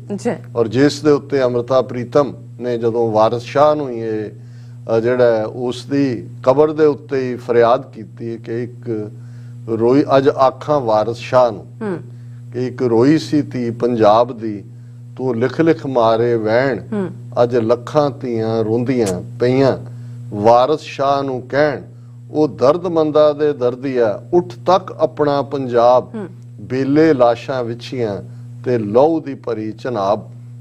ਹੁਣ ਇਹ ਸਾਰੇ ਦਰਦ ਨੂੰ, ਔਰ ਜਦੋਂ ਉਸਤਾਦ ਦਾਮਨ 4 ਲਾਈਨਾਂ ਦੇ ਵਿੱਚ ਉਸ ਪੀੜ ਨੂੰ, ਉਹਨੇ ਸਾਨੂੰ ਤਾਂ ਵੰਡਿਆ ਹੀ ਵੰਡਿਆ, ਖੂਨ ਖਰਾਬਾ ਵੀ ਅਸੀਂ ਇੱਕ ਦੂਜੇ ਦੇ ਗਾਟੇ ਲਾਏ, ਪਰ ਉਹਨੇ ਪੰਜਾਬੀ ਜ਼ਬਾਨ ਦਾ ਵੀ ਜੋ ਹਸ਼ਰ ਕੀਤਾ। ਮਾਂ ਵੀ ਇੱਕ ਪਾਸੇ ਇੱਕ ਇਨਕਾਰੀ ਹੋ ਗਏ, ਦੂਜੇ ਪਾਸੇ ਦੂਸਰੇ ਇਨਕਾਰੀ ਹੋ ਗਏ। ਔਰ ਉਹਦੇ ਤੇ ਉਹਨਾਂ ਨੇ ਕਿਹਾ ਕਿ ਇਸ ਮੁਲਕ ਦੀ ਵੰਡ ਕੋਲੋਂ ਯਾਰੋ, ਖੋਏ ਤੁਸੀਂ ਵੀ ਹੋ, ਖੋਏ ਅਸੀਂ ਵੀ ਹਾਂ, ਭਾਵੇਂ ਮੂੰਹ ਨਾ ਕਹੀਏ ਪਰ ਵਿੱਚੋਂ ਵਿੱਚੀ, ਖੋਏ ਤੁਸੀਂ ਵੀ ਹੋ, ਖੋਏ ਅਸੀਂ ਵੀ ਹਾਂ। ਇਹਨਾਂ ਆਜ਼ਾਦੀਆਂ ਹੱਥੋਂ ਬਰਬਾਦ ਹੋਣਾ, ਹੋਏ ਤੁਸੀਂ ਵੀ ਹੋ, ਹੋਏ ਅਸੀਂ ਵੀ ਹਾਂ। ਕੁਝ ਉਮੀਦ ਏ ਜ਼ਿੰਦਗੀ ਮਿਲ ਜਾਏਗੀ, ਮੋਏ ਤੁਸੀਂ ਵੀ ਹੋ, ਮੋਏ ਅਸੀਂ ਵੀ ਹਾਂ। ਜਿਉਂਦੀ ਜਾਨ ਹੀ ਮੌਤ ਦੇ ਮੂੰਹ ਅੰਦਰ, ਢੋਏ ਤੁਸੀਂ ਵੀ ਹੋ, ਢੋਏ ਅਸੀਂ ਵੀ ਹਾਂ। ਜਾਗਣ ਵਾਲਿਆਂ ਰੱਜ ਕੇ ਲੁੱਟਿਆ ਏ, ਸੋਏ ਤੁਸੀਂ ਵੀ ਹੋ, ਸੋਏ ਅਸੀਂ ਵੀ ਹਾਂ। ਇਹ ਹੁਣ ਪ੍ਰਾਈਮ ਲਾਈਨਾਂ ਨੇ ਦੋ ਜਿਹੜੀਆਂ ਧੂ ਪਾ ਦਿੰਦੀਆਂ ਨੇ। ਲਾਲੀ ਅੱਖੀਆਂ ਦੀ ਪਈ ਦੱਸਦੀ ਏ, ਰੋਏ ਤੁਸੀਂ ਵੀ ਹੋ, ਰੋਏ ਅਸੀਂ ਵੀ ਹਾਂ। ਔਰ ਅੱਜ ਜਦੋਂ ਅਸੀਂ ਕੌਮਾਂਤਰੀ ਪੰਜਾਬੀ ਮਾਂ ਬੋਲੀ ਦਿਵਸ ਕਰ ਰਹੇ ਹਾਂ, ਔਰ ਮੈਂ ਇਸ ਪ੍ਰੋਗਰਾਮ ਨੂੰ ਉਸਤਾਦ ਦਾਮਨ ਦੇ ਨਾਂ ਕਰਦੇ। ਸੋ ਨਾਈਸ ਜੀ ਡਾਕਟਰ ਸਾਹਿਬ, ਤੁਹਾਡਾ ਬਹੁਤ ਬਹੁਤ ਸ਼ੁਕਰੀਆ। ਸਾਥ ਲੈਣੇ ਬ੍ਰੇਕ ਵਿਊਅਰਸ, ਤੁਸੀਂ ਇਸੇ ਤਰ੍ਹਾਂ ਹੀ ਜੁੜੇ ਰਹਿਣਾ। ਮਿਲਦੇ ਹਾਂ ਛੋਟੇ ਜਿਹੇ ਬ੍ਰੇਕ ਤੋਂ ਬਾਅਦ।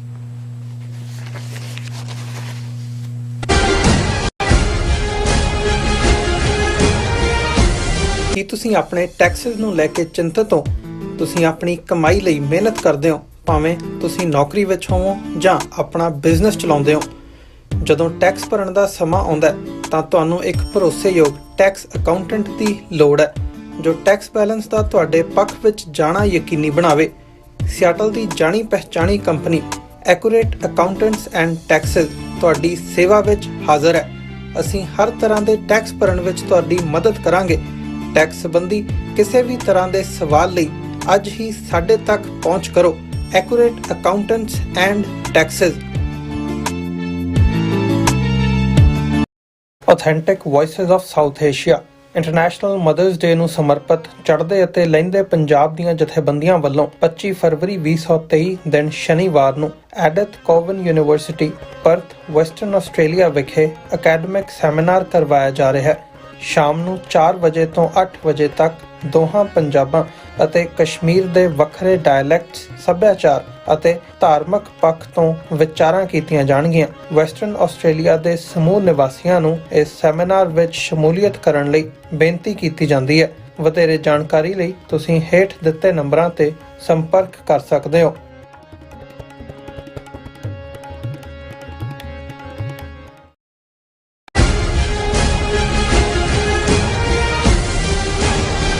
Viewers welcome back on programme. So viewers ਗੱਲਬਾਤ ਕਰਨ ਜਾ ਰਹੇ ਹਾਂ। ਇਸ ਤੋਂ ਪਹਿਲਾਂ ਕਿ ਆਪਾਂ ਗੱਲਬਾਤ ਕਰੀਏ, ਜਿਹੜੇ ਸਾਡੇ ਵਿਊਅਰਸ ਲਾਈਵ ਚੈਟ ਤੇ ਆਏ ਨੇ ਉਹਨਾਂ ਨੂੰ ਆਪਾਂ ਰੈਕਗਨਾਈਜ਼ ਕਰਨਾ ਚਾਹੁੰਦੇ ਹਾਂ ਕਿ KL ਜੀ ਆਏ ਨੇ, ਉਹ ਸਾਡੇ ਫਰਸਟ ਵਿਊਅਰ ਹੁੰਦੇ ਨੇ। ਸੋ ਨਾਈਸ, ਔਰ ਸਾਨੂੰ ਫਤਿਹ ਬੁਲਾਉਂਦੇ ਨੇ, ਔਰ ਥੈਂਕਸ ਵੀ ਕਹਿੰਦੇ ਨੇ, ਔਰ ਗੁਰਮੀਤ ਸਿੰਘ ਜੀ ਫਤਿਹ ਬੁਲਾਉਂਦੇ ਨੇ, ਜਸ ਸਿੰਘ ਜੀ ਵੀ ਫਤਿਹ ਬੁਲਾਉਂਦੇ ਨੇ ਸਾਨੂੰ, ਤਜਿੰਦਰ ਸਿੰਘ ਜੀ ਵੀ ਕਹਿੰਦੇ ਨੇ good morning doctor Sahib and ਭੈਣ ਨੀਲਮ ਕੌਰ ਜੀ ਗੁਰਫਤਿਹ, ਔਰ ਜਰਨੈਲ ਸਿੰਘ ਗਰੇਵਾਲ ਵੀ ਆਏ ਨੇ, ਔਰ ਰਾਜਨਪ੍ਰੀਤ ਸਿੰਘ ਵੀ ਆਏ ਨੇ, ਔਰ ਜਸਵੀਰ ਬਰਾੜ ਵੀ, ਖਾਲਿਸਤਾਨ 6 ਫॉर ਜਸਟਿਸ, ਗੁਰਪਤਵੰਤ ਸਿੰਘ ਪੰਨੂ ਪੰਜਾਬ ਹਾਲ ਜਿਹੜਾ ਖਾਲਿਸਤਾਨ ਜ਼ਿੰਦਾਬਾਦ ਕਹਿੰਦੇ ਨੇ, ਔਰ ਬਲਕਾਰ ਸਿੰਘ ਜੀ ਕਹਿੰਦੇ ਨੇ ਵਾਹਿਗੁਰੂ ਤੁਹਾਨੂੰ ਚੜ੍ਹਦੀ ਕਲਾ ਚ ਬਖਸ਼ਣ, ਔਰ ਸੋਨ ਮੱਲੀ ਵੀ ਆਏ ਨੇ, ਔਰ SK ਮਠਾਰੂ ਜੀ ਵੀ ਸਤਿ ਸ਼੍ਰੀ ਅਕਾਲ ਬੁਲਾਉਂਦੇ ਨੇ, ਔਰ ਬਲਕਾਰ ਸਿੰਘ ਕਹਿੰਦੇ ਨੇ ਪੰਜਾਬੀ ਬੋਲੋ, ਪੰਜਾਬੀ ਪੜੋ, ਪੰਜਾਬੀ ਬਣੋ, ਪੰਜਾਬੀ ਪੜੋ ਪੰਜਾਬੀਓ। So nice. ਔਰ ਸੁਖਵਿੰਦਰ ਸਿੰਘ ਜੀ ਕਹਿੰਦੇ ਡਾਕਟਰ ਸਾਹਿਬ ਤੇ ਭੈਣ ਨੀਲਮ ਕੌਰ ਜੀ ਫਤਿਹ ਜੀ, ਐਂਡ ਮੁਬਾਰਕਾਂ ਵੀ ਸਾਨੂੰ ਦਿੱਤੀਆਂ ਨੇ ਅੱਜ ਦੇ ਦਿਨ ਦੀਆਂ। ਸੋ ਸਭ ਦਾ ਬਹੁਤ ਬਹੁਤ ਸ਼ੁਕਰੀਆ। ਔਰ ਪਾਲ ਸਿੰਘ ਗਰੇਵਾਲ ਜੀ ਵੀ ਸਾਨੂੰ ਫਤਿਹ ਬੁਲਾਉਂਦੇ ਨੇ, ਔਰ ਅੱਗੇ ਮੈਸੇਜ ਆ ਗਿਆ ਮੇਘਰਾਜ ਸਿੰਘ ਜੀ ਸਾਨੂੰ ਫਤਿਹ ਬੁਲਾਉਂਦੇ ਨੇ, ਔਰ ਜਿਹੜੇ TV 84 ਦੇ ਰਿਵਿਊਅਰ ਨੇ ਉਹਨਾਂ ਨੂੰ ਵੀ ਫਤਿਹ ਗੁਜ਼ਾਰਿਸ਼ ਕਰਦੇ ਨੇ। ਸੋ ਜੋਗਿੰਦਰ ਸਿੰਘ ਜੀ ਵੀ ਬਾਬਾ ਜੀ ਸੰਤ ਜਰਨੈਲ ਸਿੰਘ ਜੀ ਭਿੰਡਰਾਂ ਵਾਲੇ ਖਾਲਸਾ ਜੀ ਪੰਜਾਬ ਖਾਲਸਾ ਜ਼ਿੰਦਾਬਾਦ ਕਹਿੰਦੇ ਨੇ, ਔਰ ਸਭ ਦਾ ਬਹੁਤ ਬਹੁਤ ਸ਼ੁਕਰੀਆ। ਬਹੁਤ ਸਾਰੇ ਸਾਡੇ ਵਿਊਅਰਸ ਨੇ, ਸਭ ਦਾ ਬਹੁਤ ਬਹੁਤ ਸ਼ੁਕਰੀਆ। ਸੋ ਆਪਾਂ ਹੁਣ ਇਸ਼ੂ ਵੱਲ ਵਧਦੇ ਹਾਂ। ਇਸ ਵਿੱਚ ਆਪਾਂ ਗੱਲਬਾਤ ਕਰਨ ਜਾ ਰਹੇ ਹਾਂ ਕਿ ਇਸ ਵੇਲੇ ਜਿਹੜੀ ਦਿੱਲੀ ਵਿੱਚ RSS ਦੀ ਹਕੂਮਤ ਹੈ, ਇਸ ਸਰਕਾਰ ਵੱਲੋਂ ਆਪਣੇ ਹਿੰਦੀ ਹਿੰਦੁਸਤਾਨ ਦੇ ਨਿਸ਼ਾਨੇ ਨੂੰ ਭਾਰਤ ਭਰ ਵਿੱਚ ਲਾਗੂ ਕੀਤਾ ਜਾ ਰਿਹਾ, ਔਰ ਸਿੱਖ ਕੌਮ ਦਾ ਇੱਕ ਵੱਡਾ ਜਿਹੜਾ ਹਿੱਸਾ ਤਾਂ ਜਿਹੜਾ ਗਫਲਤ ਦੀ ਨੀਂਦ ਵਿੱਚ ਸੁੱਤਾ ਹੈ। ਸੋ ਪਰ ਤਾਮਿਲਨਾਡੂ ਦੇ ਤਾਮਿਲ ਜਿਹੜੇ ਲੋਕ ਨੇ ਉਹ ਹਿੰਦੀ ਜ਼ੁਬਾਨ ਦੀ ਡੋਮੀਨੈਂਸ ਦੇ ਖਿਲਾਫ ਡਟ ਕੇ ਖੜੇ ਨੇ, ਔਰ ਤਾਮਿਲਨਾਡੂ ਦੀ ਇੱਕ ਵੱਡੀ ਫਿਲਮੀ ਹਸਤੀ ਅਤੇ ਆਈਡੀਆਲੋਗ ਕਮਲ ਹਸਨ ਨੇ ਇਸ ਸੰਬੰਧੀ ਮਾਂ ਬੋਲੀ ਦਿਵਸ ਮੌਕੇ ਜੋ ਕਿਹਾ ਉਹ ਆਪਾਂ ਤੁਹਾਡੇ ਨਾਲ ਸ਼ੇਅਰ ਕਰਨ ਜਾ ਰਹੇ ਹਾਂ। ਸੋ ਅਸੀਂ ਚਾਹਾਂਗੇ ਕਿ ਤੁਸੀਂ ਇਸੇ ਤਰ੍ਹਾਂ ਬਣੇ ਰਹਿਣਾ, ਦੇਖਣ ਸੁਣ ਲਿਆ ਲਿਖਣ ਲਈ ਤੁਹਾਡਾ ਸਭ ਦਾ ਬਹੁਤ ਬਹੁਤ ਸ਼ੁਕਰੀਆ ਜੀ। ਡਾਕਟਰ ਸਾਹਿਬ ਕੀ ਕਹਿਣਾ ਚਾਹੋਗੇ? ਦੇਖੋ, ਅੱਜ UN ਵੱਲੋਂ ਐਲਾਨਿਆ ਇੰਟਰਨੈਸ਼ਨਲ ਮਦਰ ਲੈਂਗੁਏਜ ਡੇ ਹੈ, ਔਰ ਅਸੀਂ ਵੱਧ ਤੋਂ ਵੱਧ ਇਸ ਦੇ ਉੱਤੇ ਚਰਚਾ ਕਰ ਰਹੇ ਹਾਂ। ਅੱਛਾ। ਔਰ ਅਸੀਂ ਪਿਛਲੇ ਸੈਗਮੈਂਟ 'ਚ ਡਿਸਕਸ ਕੀਤਾ ਹੈ ਕਿ ਕਿਵੇਂ ਲਹਿੰਦੇ ਪੰਜਾਬ ਦੇ ਸਾਡੇ ਮੁਸਲਮਾਨ ਵੀਰਾਂ ਭੈਣਾਂ ਨੇ ਵੀ ਆਪਣੀ ਬੋਲੀ ਨੂੰ ਪਿੱਠ ਦਿਖਾਈ, ਮਾਂ ਬੋਲੀ ਨੂੰ ਉਰਦੂ ਦੀ ਗੋਦ 'ਚ ਬੈਠੇ, ਤੇ ਇਧਰਲੇ ਸਾਡੇ ਪੰਜਾਬੀ ਹਿੰਦੂ ਭੈਣ ਭਰਾ ਜਿਹੜੇ ਨੇ ਉਹਨਾਂ ਨੇ ਵੀ ਨਾ ਸਿਰਫ ਪਿੱਠ ਦਿਖਾਈ, ਉਹਨਾਂ ਨੇ ਪੂਰਾ ਟਿੱਲ ਲਾਇਆ ਹਿੰਸਕ ਤੌਰ ਦੇ ਉੱਤੇ ਵੀ ਕਿ ਪੰਜਾਬੀ ਜ਼ਬਾਨ ਤੇ ਆਧਾਰਿਤ ਸੂਬਾ ਨਾ ਬਣੇ।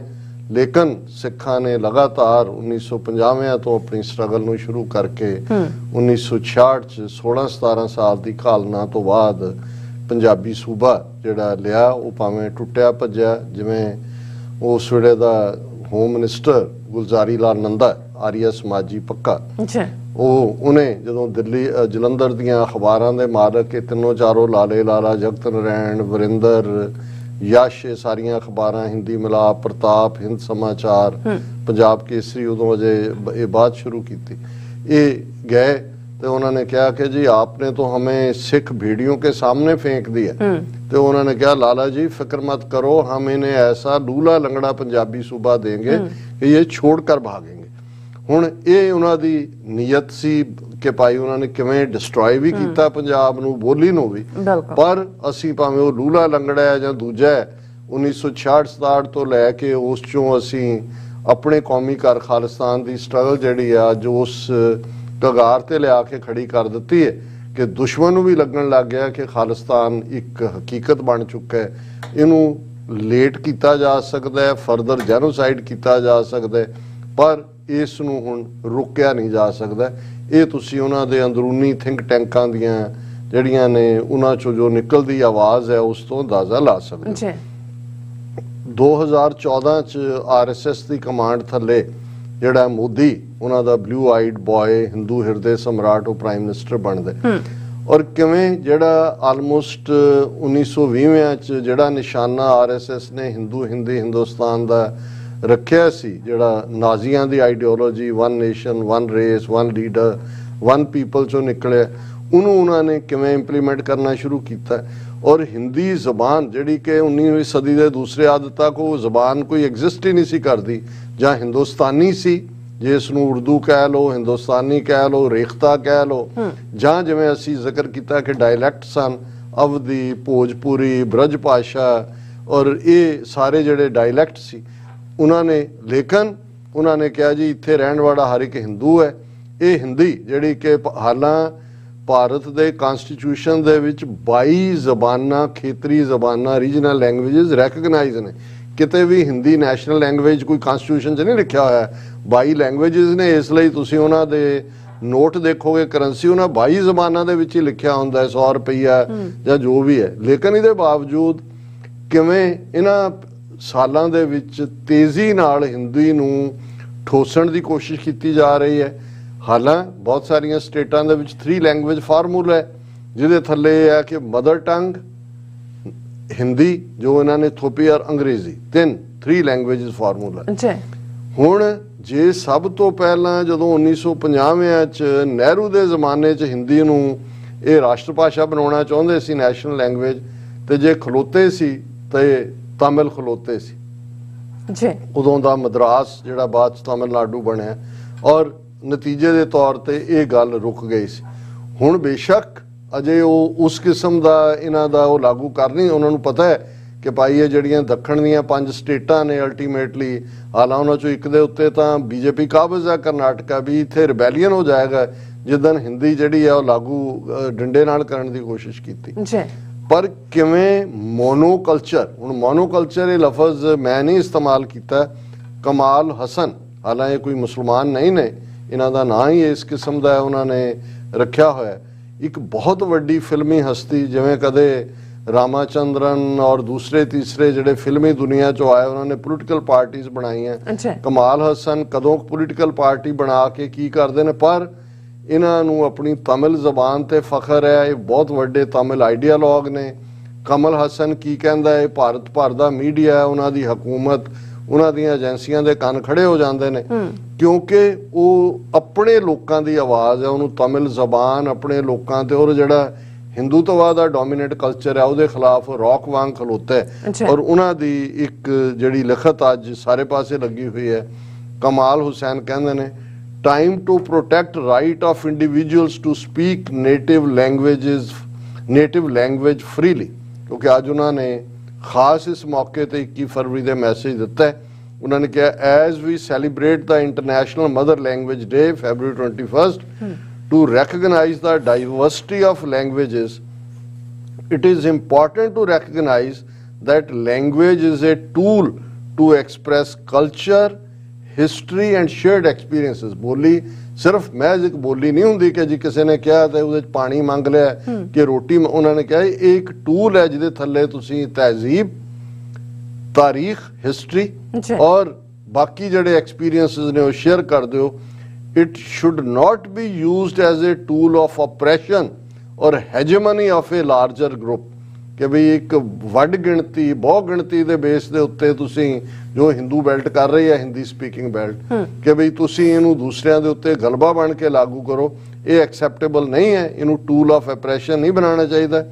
It is essential to support initiatives to conserve language and protect the right of individuals to speak their native language freely without fear of discrimination or reprisal। ਉਹਨਾਂ ਨੇ ਕਿਹਾ ਇਹਨੂੰ ਯਕੀਨੀ ਬਣਾਇਆ ਜਾਣਾ ਚਾਹੀਦਾ ਹੈ ਕਿ ਆਪਣੀ ਨੇਟਿਵ ਲੈਂਗੁਏਜ ਆਜ਼ਾਦੀ ਦੇ ਨਾਲ ਬਿਨਾਂ ਕਿਸੇ ਗਲਬੇ ਤੋਂ ਬੋਲੀ ਜਾ ਸਕੇ।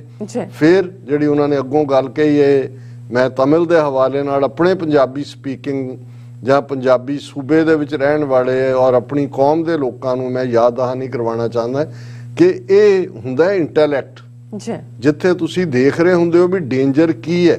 ਹੁਣ ਜੇ ਬਹੁਤਿਆਂ ਨੂੰ ਇਹੀ ਲੱਗਣ ਲੱਗ ਜਾਏ ਕਿ ਜੀ ਜ਼ਮੀਨਾਂ ਦੀਆਂ ਕੀਮਤਾਂ ਵੱਧ ਗਈਆਂ, ਬਹੁਤ ਵਧੀਆ ਸੜਕਾਂ ਬਣ ਗਈਆਂ, ਅੱਗੇ ਅਸੀਂ ਇੰਨੇ ਘੰਟੇ ਦਿੱਲੀ ਪਹੁੰਚਦੇ ਸੀ, ਹੁਣ ਇੰਨਾ ਟਾਈਮ ਬਚ ਗਿਆ, ਇਹ ਕਮਲ ਹਸਨ ਜਿਹੜਾ ਜਦੋਂ ਕਹਿੰਦਾ Tamil language and culture is under threat from central government's attempts to impose a monoculture, ਇਹ ਹੈ monoculture ਦੀ ਵਰਤੋਂ, ਕਿ ਤਮਿਲ ਜ਼ਬਾਨ ਔਰ ਤਹਿਜ਼ੀਬ, ਜਦੋਂ ਇਹ ਹਿੰਦੀ ਬੈਲਟ ਵਾਲੇ ਆਪਣੀ ਜ਼ਬਾਨ ਲਾਗੂ ਕਰ ਰਹੇ ਨੇ, ਤੁਸੀਂ ਪੰਜਾਬ 'ਚ ਦੇਖੋ ਸਾਡੀ ਤਹਿਜ਼ੀਬ ਕਿਵੇਂ ਬਦਲੀ ਜਾ ਰਹੀ, ਕਿਵੇਂ ਸਾਡੇ ਜਿਹੜੇ ਨੇ ਉਹ ਉਹਨਾਂ ਦੇ ਤੋਤੇ ਬਣੇ ਹੋਏ ਨੇ। ਉਹਨੇ ਕਿਹਾ ਜੀ ਇਹ ਜਿਹੜਾ ਹੈ ਇਹ ਥ੍ਰੈਟ ਹੈ ਇਸ ਵੇਲੇ ਸਾਡੀ ਜ਼ਬਾਨ ਨੂੰ ਵੀ, ਤਹਿਜ਼ੀਬ ਨੂੰ। ਇਹ ਜਿਹੜਾ ਮੋਨੋਕਲਚਰ, ਇੱਕ ਹਿੰਦੂਤਵ ਕਲਚਰ ਲਾਗੂ ਕਰਨਾ ਚਾਹੁੰਦੇ ਨੇ। Tamil Nadu has resisted this move, recognizing its rich cultural heritage, and has taken it upon itself to preserve and protect its language, art and traditions. ਕਿ ਅਸੀਂ ਪਹਿਲਾਂ ਵੀ ਇਸ ਗਲਬੇ ਦਾ ਵਿਰੋਧ ਕੀਤਾ ਹੈ ਔਰ ਅਸੀਂ ਆਪਣੇ ਬਲਬੂਤੇ ਦੇ ਉੱਤੇ ਆਪਣੀ ਜ਼ਬਾਨ, ਆਪਣੀ ਕਲਾ ਔਰ ਆਪਣੀਆਂ ਪਰੰਪਰਾਵਾਂ, ਰਵਾਇਤਾਂ ਨੂੰ ਕਾਇਮ ਰੱਖਿਆ। The state has taken multiple legal and administrative steps to ensure that its culture is not eroded or replaced by external forces. ਕਿ ਅਸੀਂ ਬਹੁਤ ਸਾਰੇ ਜਿਹੜੇ ਨੇ ਮਲਟੀਪਲ ਲੀਗਲ ਔਰ ਐਡਮਿਨਿਸਟ੍ਰੇਟਿਵ ਸਟੈਪ ਲਏ ਨੇ ਤਾਂ ਕਿ ਸਾਡੀ ਤਹਿਜ਼ੀਬ ਦੇ ਉੱਤੇ ਬਾਹਰਲੀਆਂ ਤਾਕਤਾਂ ਆ ਕੇ ਹਾਵੀ ਹੋ ਕੇ ਸਾਡੀ ਤਹਿਜ਼ੀਬ ਦਾ ਖਾਤਮਾ ਨਾ ਕਰਨ। ਫਿਰ ਉਹਨਾਂ ਨੇ 1960 ਤੋਂ ਗੱਲ ਕੀਤੀ। In the 1960s, the center's attempt to make Hindi the sole official language of union sparked a major protest, as many saw it as an imposition of a monoculture and a suppression of their own language and culture. The agitation eventually forced the center to indefinitely defer its decision. ਕਿ ਇਹ ਸਾਡੀ ਜਦੋਂ ਅਸੀਂ ਖਲੋਤੇ ਉਦੋਂ ਦਾ ਇਹ ਜਿਹੜਾ decision ਹੈ ਇਹ ਨਹੀਂ ਕਰ ਸਕੇ। ਪਰ ਉਹਨਾਂ ਨੇ ਕਿਹਾ ਕਿ ਫਿਰ ਉਹਨਾਂ ਨੇ ਅੰਨਾ ਦੁਰਾਈ ਨੂੰ ਟ੍ਰਿਬਿਊਟ ਦਿੱਤੀ ਹੈ ਕਿ ਕਿਵੇਂ ਉਹਨਾਂ ਨੇ ਤਮਿਲ ਔਰ ਇੰਗਲਿਸ਼ ਔਰ ਕਿਵੇਂ ਉਹਨਾਂ ਨੇ in Tamil Nadu, DMK founder C.A. Annadurai propounded the two-language formula that allowed for the use of Tamil and English, keeping Hindi out. उन्होंने 3 लैंग्वेज नहीं मन्ने कहा जी, अन्नादुराई ने ये किया। फिर उन्होंने कहा कि 22 लैंग्वेजेस जड़ियां 8th schedule constitution च आईयां ने। इहदे बावजूद yet constant attempts have been made to turn our diverse culture into a monoculture. A nation with one god, one language, one culture is a very medieval idea and still has taken takers in the 21st century. कि God Rama कहते जी रामायण ਨੂੰ ਬਣਾ ਦਿਓ, national Gita ਨੂੰ ਬਣਾ ਦਿਓ, international Ayodhya ਮੰਦਿਰ ਹੈ ਹੀ ਹੈ, ਹਿੰਦੀ ਸਾਰਿਆਂ ਦੇ ਮੂੰਹ 'ਚ ਵਾੜ ਦਿਓ। ਇਹ ਉਹਨੂੰ ਉਹਨਾਂ ਨੇ ਪੁਆਇੰਟ ਆਊਟ ਕੀਤਾ ਕਮਾਲ ਹਸਨ ਨੇ ਕਿ ਭਾਈ ਇਹ ਜਿਹੜਾ ਇਹ ਚਾਹੁੰਦੇ ਨੇ ਇਹ ਸਦੀਆਂ ਪੁਰਾਣੀਆਂ ਗੱਲਾਂ ਹੁਣ ਇਹ ਕਿਸੇ ਨੇ ਨਹੀਂ ਮੰਨਣੀਆਂ। ਫਿਰ ਉਹਨਾਂ ਨੇ ਕੈਲੀਫੋਰਨੀਆ ਦੇ ਪ੍ਰੋਫੈਸਰ ਯੂਨੀਵਰਸਿਟੀ ਦੇ ਸੰਜੇ ਸੁਬਰਾਮਨੀਅਮ ਨੂੰ ਕੋਟ ਕੀਤਾ ਕਿ ਬਈ ਤਮਿਲ ਜਿਹੜੀ ਆ ਉਹ ਤਾਂ ਸੰਸਕ੍ਰਿਤ ਤੋਂ ਵੀ ਪੁਰਾਣੀ ਜ਼ਬਾਨ ਆ। ਉਹਨੇ ਕਿਹਾ ਸਾਡੀ ਸੰਸਕ੍ਰਿਤ ਤੁਹਾਡੀ ਦੂਜੀ ਤੀਜੀ ਸਦੀ 'ਚ ਆਈ, ਅਸੀਂ ਉਹ ਜਿਹੜਾ BC 300 ਸਾਲ ਪਹਿਲਾਂ ਤੋਂ ਅਸੀਂ ਐਗਜ਼ਿਸਟ ਕਰਦੇ ਹਾਂ। ਫਿਰ ਉਹਨੇ ਕਿਹਾ ਵੀ ਮੈਂ ਕਿਸੇ ਜ਼ਬਾਨ ਦੇ ਖਿਲਾਫ ਨਹੀਂ ਹੈ, ਪਰ ਮੈਨੂੰ ਇਸ ਗੱਲ ਦਾ ਫਖਰ ਹੈ ਕਿ my mother tongue is Tamil, mine is Tamil, I am in love with it, I think in it, yet here I am writing in praise of my mother tongue in another language. उनका मैं भावें अंग्रेजी च लिख रहे हैं पर मैं गल अपनी माँ दी कर रहे हैं, अपनी माँ बोली दी कर रहे हैं। और ये जदों तक भी उन्होंने कहा कि भी ये हिंदी प्रचार सभा ते दूजियां तीजियां बना के हिंदुस्तानी ਜਿਹੜੇ ਨੇ ਇਹ ਸਾਰੀਆਂ ਸਟੇਟਾਂ 'ਚ ਲਾਗੂ ਕਰ ਰਹੇ ਨੇ। ਔਰ ਉਹਨਾਂ ਨੇ ਇਹ ਕਿਹਾ ਜੀ ਮੈਂ ਤਾਂ ਤਮਿਲਨਾਡੂ ਗਵਰਨਮੈਂਟ ਨੂੰ ਕਹਾਂਗਾ ਕਿ ਬਈ ਇੱਕ ਯੂਨੀਵਰਸਿਟੀ ਬਣਾਓ ਜਿੱਥੇ ਸਾਰੀਆਂ ਭਾਰਤੀ ਜ਼ਬਾਨਾਂ ਸਿਖਾਈਆਂ ਜਾਣ, ਇੱਕ ਐਸੀ ਯੂਨੀਵਰਸਿਟੀ ਬਣਾਓ ਜਿੱਥੇ ਸਾਰੀਆਂ ਦੁਨੀਆ ਦੀਆਂ ਜ਼ਬਾਨਾਂ ਸਿਖਾਈਆਂ ਜਾਣ, ਪਰ ਲੌਂਗ ਲਿਵ ਮਿਊਚੁਅਲ ਹਿਊਮਨ ਅੰਡਰਸਟੈਂਡਿੰਗ, ਲੌਂਗ ਲਿਵ ਲੈਂਗੁਏਜਸ, ਲੌਂਗ ਲਿਵ ਮਾਈ ਤਮਿਲ। ਇਹ ਹੈ ਮਾਂ ਬੋਲੀ ਦਾ ਪਿਆਰ। ਔਰ ਮੈਂ ਸਮਝਦਾ ਵੀ ਘੱਟੋ ਘੱਟ ਸਾਡੇ ਜਿਹੜੇ ਸਿੱਖ ਬੁੱਧੂ ਜੀਵੀ ਨੇ, ਮੈਨੂੰ ਅੱਜ ਹੀ ਭਾਈ ਸਾਹਿਬ ਪੁੱਛ ਰਹੇ ਸੀ, ਭਾਈ ਨਰਿੰਦਰ ਸਿੰਘ ਵਾਸ਼ਿੰਗਟਨ ਤੋਂ, ਜੀ ਆ ਫਲਾਣੇ ਇਸ਼ੂ ਤੇ ਬੁੱਧੀਜੀਵੀ ਕੀ ਕਹਿੰਦੇ ਨੇ? ਮੈਂ ਕਿਹਾ ਬੁੱਧੀ ਨਹੀਂ, ਉਹ ਧੱਦੇ ਦੇ ਥੱਲੇ ਦਲੈਂਕੜ ਲਾ ਦਿਓ, ਇਹ ਬੁੱਧੂ ਜੀਵੀ ਨੇ। ਘੱਟੋ ਘੱਟ ਸਾਡੇ ਬੁੱਧੂ ਜੀਵੀ ਜਿਹੜੇ ਨੇ ਇਹਨਾਂ ਤੋਂ ਕਮਲ ਹੁਸੈਨ ਤੋਂ ਸਿੱਖ ਲੈਣ। ਜੀ ਡਾਕਟਰ ਸਾਹਿਬ ਤੁਹਾਡਾ ਬਹੁਤ ਬਹੁਤ ਸ਼ੁਕਰੀਆ। ਸੋ ਲੈਣੇ ਬ੍ਰੇਕ ਵਿਊਅਰਸ, ਤੁਸੀਂ ਕਿਤੇ ਨਹੀਂ ਜਾਣਾ, ਮਿਲਦੇ ਹਾਂ ਆਫਟਰ ਦਿਸ ਸ਼ਾਰਟ ਬ੍ਰੇਕ।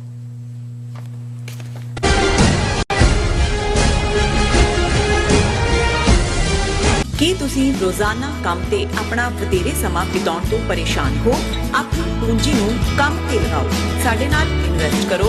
ਅਸੀਂ ਤੁਹਾਡੀ ਪੂੰਜੀ ਤੋਂ ਤੁਹਾਡੇ ਲਈ ਵਧੇਰੇ ਪੈਸੇ ਬਣਾ ਸਕਦੇ ਹਾਂ। ਅਸੀਂ ਪ੍ਰਾਈਵੇਟ ਇਕੁਇਟੀ ਇਨਵੈਸਟਮੈਂਟ ਫਰਮ ਹਾਂ ਤੇ ਕਮਰਸ਼ੀਅਲ ਰੀਅਲ ਏਸਟੇਟ ਵਿੱਚ ਮਾਹਿਰ ਹਾਂ। Property management, leasing, asset management, commercial real estate investment ਵਿੱਚ ਸਾਰੀਆਂ ਸੇਵਾਵਾਂ ਲਈ ਅਮਰੀਕਾ ਭਰ ਵਿੱਚੋਂ ਤੁਸੀਂ ਸਾਡੇ ਤੱਕ ਪਹੁੰਚ ਕਰ ਸਕਦੇ ਹੋ। ਆਜ਼ਾਦ ਕਮਰਸ਼ੀਅਲ ਰਿਅਲਟੀ ਸਰਵਿਸਿਜ਼ ਤੇ Azad family trust 701 North Port Oak Road, suite number 204, Houston, Texas. ਤੁਸੀਂ ਸਾਨੂੰ ਸਾਡੇ ਫੋਨ ਨੰਬਰ 7136861277 ਤੇ ਵੀ ਸੰਪਰਕ ਕਰ ਸਕਦੇ ਹੋ। Azad commercial realty services.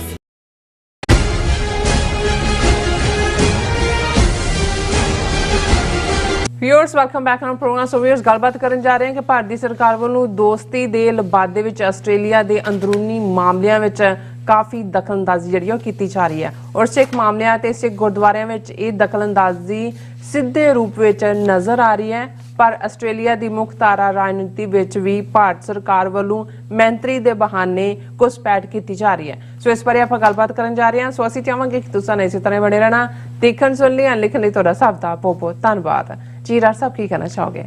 ਦੇਖੋ, ਅੱਜ ਸਾਨੂੰ ਆਸਟ੍ਰੇਲੀਆ ਤੋਂ ਕਾਫੀ ਮੈਸੇजेस ਸੀ, ਖਾਸ ਤੌਰ ਤੇ ਕੱਲ ਜਿਹੜਾ ਸੈਗਮੈਂਟ ਅਸੀਂ ਉਹ ਚਪਲੀ ਝਾੜ ਸਿੱਖਾਂ ਬਾਰੇ ਕੀਤਾ, ਜਿਹੜੇ ਗੁਰਦੁਆਰਾ ਮੈਨੇਜਮੈਂਟ ਦੇ ਲੋਕ ਜਾ ਕੇ ਉਹਨਾਂ ਦੀ ਸੰਗਤ 'ਚ ਬੈਠੇ ਜਿਹੜੇ ਸਿੱਖ ਜੈਨੋਸਾਈਡ ਕਰਨ ਵਾਲੇ ਨੇ ਔਰ ਸੰਗਤਾਂ ਦੇ ਵਿੱਚ ਇਸ ਗੱਲ ਨੂੰ ਲੈ ਕੇ ਰੋਹ ਵੀ ਹੈ।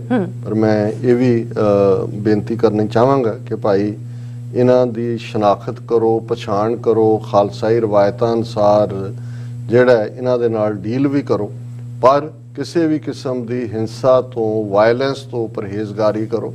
ਇਹਦੇ 'ਚ ਕੋਈ ਸ਼ੱਕ ਨਹੀਂ ਹੈ ਕਿ ਇਹ ਜਿਹੜੇ ਭਾਰਤੀ ਹਕੂਮਤ ਦੇ ਦੁਮ ਛੱਲੇ ਨੇ, ਇਹਨਾਂ ਦੀ ਗੁਰਦੁਆਰਾ ਮੈਨੇਜਮੈਂਟਸ ਦੇ ਵਿੱਚ ਕੋਈ ਥਾਂ ਨਹੀਂ ਹੋਣੀ ਚਾਹੀਦੀ। ਇਹ ਠੀਕ ਹੈ ਜੇ ਇਹਨਾਂ ਦੀ ਆਸਥਾ, ਫੇਥ ਤਿਰੰਗੇ 'ਚ ਹੈ ਔਰ ਇਹ ਇਹਨਾਂ ਨੂੰ ਚਪਲੀਆਂ ਝਾੜ ਕੇ ਜਿਹੜਾ ਹੈ ਉਹ ਖੁਸ਼ੀ ਮਿਲਦੀ ਹੈ ਤੇ ਜੀ ਸਦਕੇ ਝਾੜ। ਫਿਰ ਇਹ ਜਿਹੜੀ ਸਿੱਖ ਮੁੱਖ ਧਾਰਾ ਹੈ, ਜਿਹੜੀ ਆਜ਼ਾਦੀ ਦੀ ਗੱਲ ਕਰਦੀ ਹੈ, ਖਾਲਿਸਤਾਨ ਦੀ ਗੱਲ ਕਰਦੀ ਹੈ, ਜੂਨ 84 ਤੱਕ ਵਿਦ ਇਨ ਇੰਡੀਆ ਅਸੀਂ ਆਪਣੇ ਹੱਕਾਂ ਦੇ ਲਈ ਅਨੰਦਪੁਰ ਦਾ ਮਤਾ ਇੱਕ ਫੈਡਰਲ ਸਟਰਕਚਰ ਦੀ ਗੱਲ ਸੀ।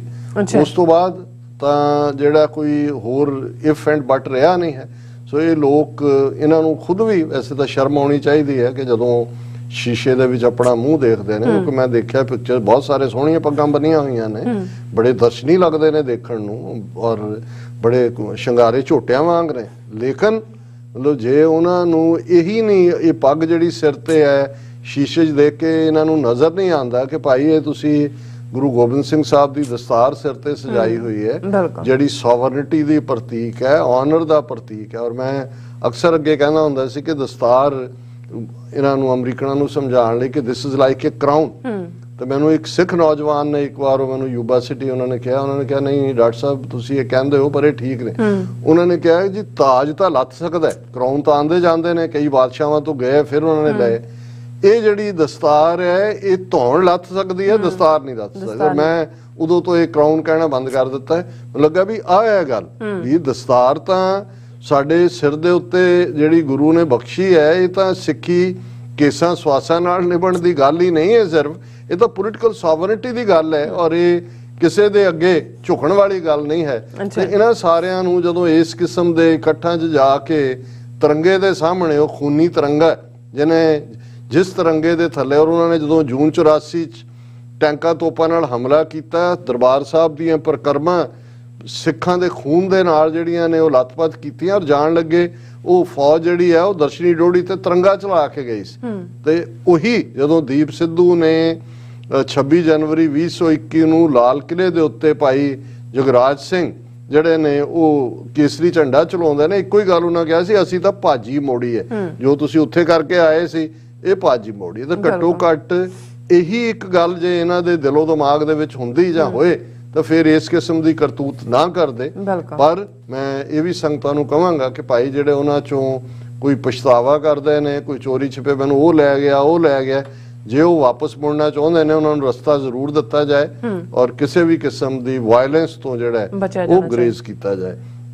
ਹੁਣ ਗੱਲ ਜਿਹੜੀ ਅੱਜ ਮੈਂ ਆਸਟ੍ਰੇਲੀਆ ਦੇ ਹਵਾਲੇ ਨਾਲ ਹੀ ਕਰਨ ਲੱਗਾ, ਉਹਨਾਂ ਦਾ ਬ੍ਰਿਸਬੇਨ 'ਚ ਜਿੱਥੇ ਖਾਲਿਸਤਾਨ ਰੈਫਰੈਂਡਮ ਹੋਣਾ, ਉਹਦੇ ਹਵਾਲੇ ਨਾਲ ਤਾਂ ਹਿੰਦੂ ਤਵੀਆਂ ਦਾ ਜਿਹੜਾ ਕੂੜ ਪ੍ਰੋਪੇਗੈਂਡਾ ਉਹ ਜਾਰੀ ਹੈ, ਜਾਂ ਇਹ ਕਹੋ ਕਿ ਵੀ ਉਹਨਾਂ ਨੂੰ ਮਿਰਚਾਂ ਬਰਾਬਰ ਜਾਰੀ ਨੇ।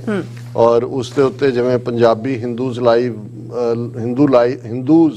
ਲਾਈਵਸ ਮੈਟਰ ਦੇ ਥੱਲੇ ਉਹਨਾਂ ਨੇ ਕਿਹਾ ਜੀ, see how a Sikh gurdwara is being used for Khalistan referendum to be held on March 19 in Brisbane Australia.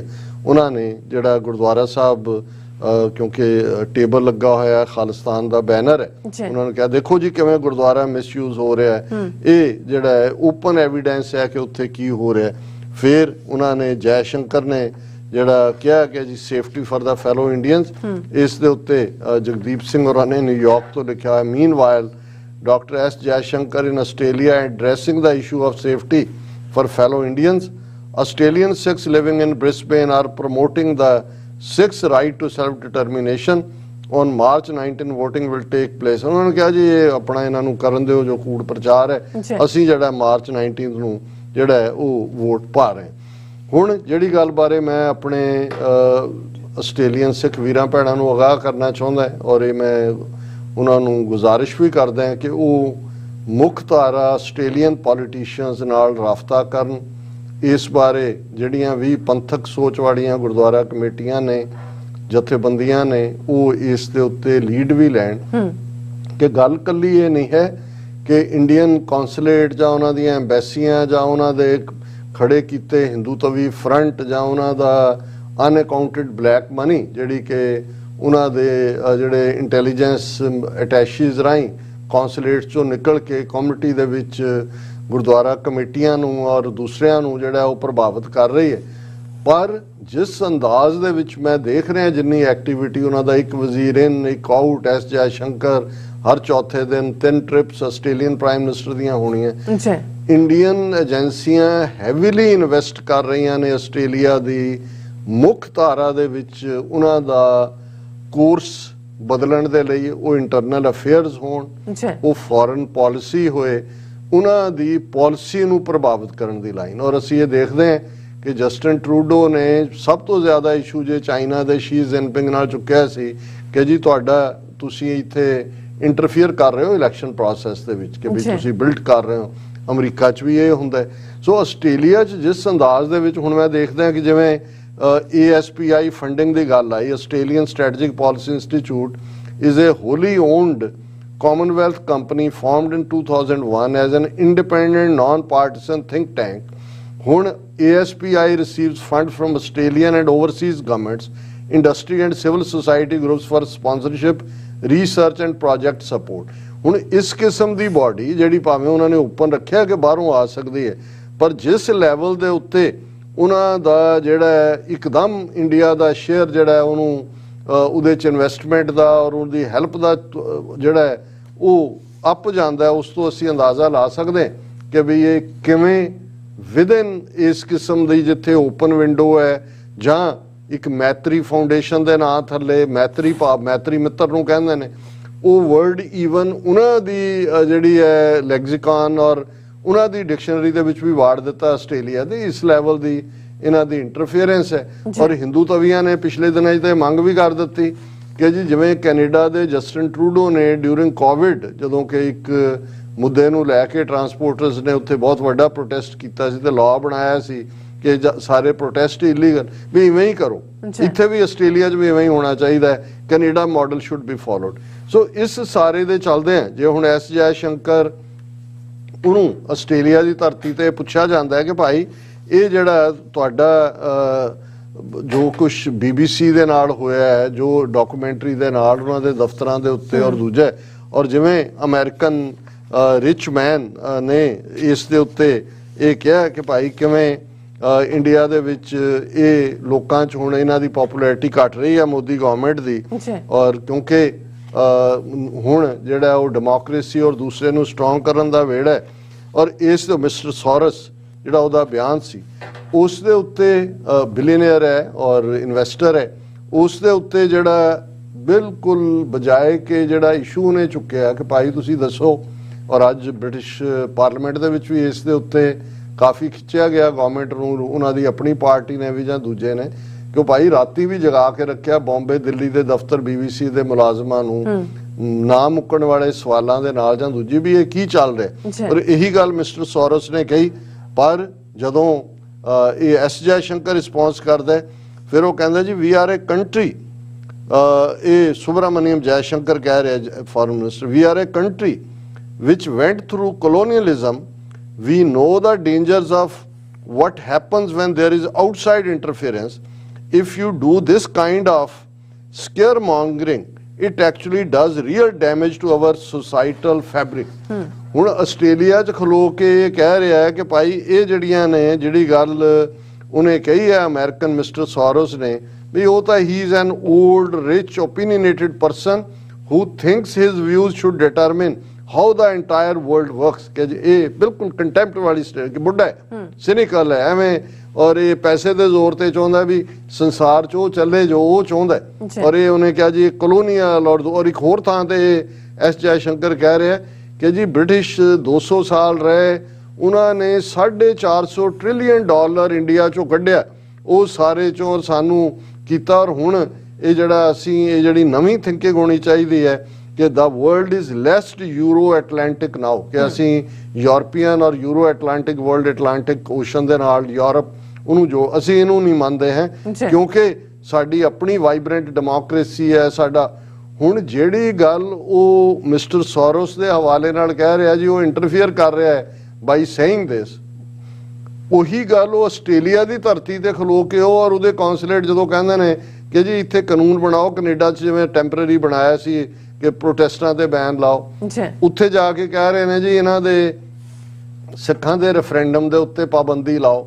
ਹੁਣ ਉਹੀ ਜਿਹੜੀ ਇੰਟਰਫੇਅਰੈਂਸ ਹੈ, ਔਰ ਇਕੱਲੀ ਬਿਆਨਬਾਜ਼ੀ ਤੱਕ ਨਹੀਂ ਹੈ, ਇਹਦੇ ਨਾਲ ਉਹ ਜਿਵੇਂ ਉਹ ਹੁੰਦਾ ਇੱਕ ਉਹ ਜੋਕ ਸੀ ਕਿ ਜੀ ਇੱਕ ਸਟੇਟ 'ਚੋਂ ਦੂਜੀ 'ਚ ਟਰੱਕ ਦੇ ਉੱਤੇ ਸਰੀਆ ਲੱਦਿਆ ਹੋਇਆ ਤੇ ਉਹ ਸਟੇਟ ਦੇ ਉਹ ਬਾਰਡਰ ਦੇ ਉੱਤੇ ਰੋਕ ਲਿਆ ਉਹਨੇ, ਜਿਹੜਾ ਉਹਨਾਂ ਦੀ ਸਟੇਟ ਦਾ ਸੀ, ਉਹਨੇ ਕਿਹਾ ਉਹ ਸਰੀਆ ਇੰਨਾ ਬਾਹਰ ਹੈ ਟਰੱਕ ਤੋਂ, ਇਹ ਜਿਹੜਾ ਇੰਨਾ ਫਾਈਨ। ਉਹਨੇ ਕਿਹਾ ਜੀ ਅੱਛਾ ਬਾਹਰ ਹੋ ਗਿਆ, ਤਾਂ ਉਹਨੇ ਜਿਹੜਾ ਉਹ ਆਪਣਾ ਕੱਢਿਆ, ਜਿਹੜੀ ਰਜਿਸਟ੍ਰੇਸ਼ਨ ਮੰਗੀ ਉਹਨੇ ਬਾਹਰ ਕੱਢਿਆ, ਰੋਕ ਕੇ ਉਹਨੂੰ, ਉਹਦੇ 'ਚ ਉਹਨੇ 500 ਰੁਪਈਆ ਪਾਇਆ ਤੇ ਉਹਨੂੰ ਫੜਾ ਕੇ ਜਦੋਂ ਕੀਤਾ ਉਹਨੇ ਵਾਪਸ ਕਰਤਾ। ਉਹ ਕਹਿੰਦਾ ਜਾਓ, ਤੇ ਉਹਨੂੰ ਕਹਿੰਦਾ ਜੀ ਹੁਣ ਉਹ ਸਰੀਆ ਅੰਦਰ ਹੋ ਗਿਆ। ਹਾਂ, ਕਹਿੰਦਾ ਮੇਰੀ ਸਟੇਟ 'ਚ ਹੋ ਗਿਆ, ਹੁਣ ਤੂੰ ਅਗਲੇ ਆੜੇ ਜਾਏ ਉੱਥੇ ਅੰਦਰ। ਹੁਣ ਮਤਲਬ ਇਹ ਜੋ ਗੱਲਾਂ ਉੱਥੇ ਖਲੋ ਕੇ ਕਹਿ ਰਹੇ ਨੇ, ਇਹ ਜ਼ੁਬਾਨੀ ਕਲਾਮੀ ਨਹੀਂ ਹੈ, ਇਹਨਾਂ ਨੇ ਬਹੁਤ ਮਨੀ ਅੰਦਰ ਖਾਤੇ, ਐਵੇਂ ਨਹੀਂ ਉੱਥੇ ਕੋਲ ਮਾਈਨਸ ਔਰ ਦੂਸਰੇ 'ਚ ਅਡਾਨੀ ਨੂੰ ਵਾੜਿਆ ਹੋਇਆ ਸੀ, ਅੱਪਰ ਲੈਵਲ ਤੇ ਵੀ ਇਹਨਾਂ ਦੀ ਮਨੀ ਇੰਟਰਫੀਅਰ ਕਰ ਰਹੀ ਹੈ। ਔਰ ਇਹ ਇਸ਼ੂ ਜਿਹੜਾ ਹੈ main stream Australian politicians, law makers, opinion makers, decision makers ਰਾਹੀਂ ਸਿੱਖਾਂ ਨੂੰ ਇਨੀਸ਼ੀਏਟ ਕਰਨਾ। ਇੱਕ ਤਾਂ ਸਾਡੇ ਆਪਣੇ ਹੱਕਾਂ ਦੀ ਹੈ ਕਿ ਭਾਈ ਸਾਡੇ ਗੁਰਦੁਆਰਿਆਂ 'ਚ, ਅਦਾਰਿਆਂ 'ਚ ਇੰਟਰਫੀਅਰੈਂਸ ਕਰਕੇ ਸਾਡੇ ਐਜ਼ ਏ ਆਸਟ੍ਰੇਲੀਅਨ ਹੱਕਾਂ ਦੇ ਛਾਪਾ ਮਾਰ ਰਹੇ ਨੇ, ਪਰ ਇਹ ਮੁੱਖ ਧਾਰਾ ਆਸਟ੍ਰੇਲੀਆ ਦੀਆਂ ਪਾਲਿਸੀਜ਼ ਨੂੰ ਵੀ ਪ੍ਰਭਾਵਿਤ ਕਰਨ ਜਾ ਰਹੇ ਨੇ। ਔਰ ਇਹ ਇੱਕ ਮੁੱਦਾ ਹੈ ਜਿਸ ਦੇ ਉੱਤੇ ਜਿਹੜੀ ਹੈ ਆਸਟ੍ਰੇਲੀਅਨ ਲਾਅ ਮੇਕਰਸ ਵੱਲੋਂ ਵੀ ਕਾਫੀ ਸਪੋਰਟ ਮਿਲ ਸਕੇਗੀ। ਜੀ ਡਾਕਟਰ ਸਾਹਿਬ, ਤੁਹਾਡਾ ਬਹੁਤ ਬਹੁਤ ਧੰਨਵਾਦ। ਸਾਥਾਂ ਬ੍ਰੇਕ ਵਿਊਅਰਸ, ਤੁਸੀਂ ਇਸੇ ਤਰ੍ਹਾਂ ਬਣੇ ਰਹਿਣਾ। ਮਿਲਦੇ ਹਾਂ ਛੋਟੇ ਜਿਹੇ ਬ੍ਰੇਕ ਤੋਂ ਬਾਅਦ।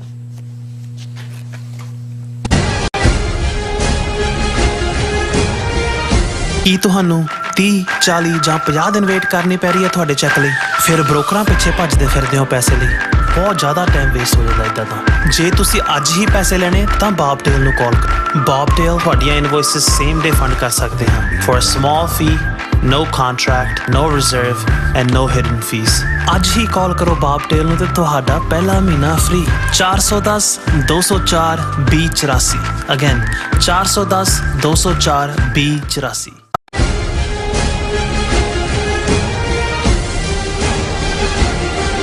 Viewers, welcome back on program. So ਗੱਲਬਾਤ ਕਰਾਂਗੇ ਵਿਊਅਰਸ, ਸਾਡੇ ਇੱਕ ਵਿਊਅਰ ਵੱਲੋਂ ਖਾਲਿਸਤਾਨ ਦੇ ਝੰਡੇ ਦੇ ਰੰਗ, ਸ਼ੇਪ ਅਤੇ ਉਸਦੇ ਵਿਚਲੇ ਡਿਜ਼ਾਈਨ ਲਾਇਕ ਕੇ ਪੁੱਛਿਆ ਗਿਆ ਹੈ, ਉਸ ਬਾਰੇ ਆਪਾਂ ਗੱਲਬਾਤ ਕਰਨ ਜਾ ਰਹੇ ਹਾਂ। ਸੋ ਅਸੀਂ ਚਾਹਾਂਗੇ ਕਿ ਤੁਸੀਂ ਇਸੇ ਤਰ੍ਹਾਂ ਬਣੇ ਰਹਿਣਾ। ਦੇਖਣ ਸੁਣ ਲਈ ਲਿਖਣ ਲਈ ਤੁਹਾਡਾ ਸਭ ਦਾ ਬਹੁਤ ਬਹੁਤ ਸ਼ੁਕਰੀਆ ਜੀ। ਡਾਕਟਰ ਸਾਹਿਬ, ਕੀ ਕਹਿਣਾ ਚਾਹੋਗੇ?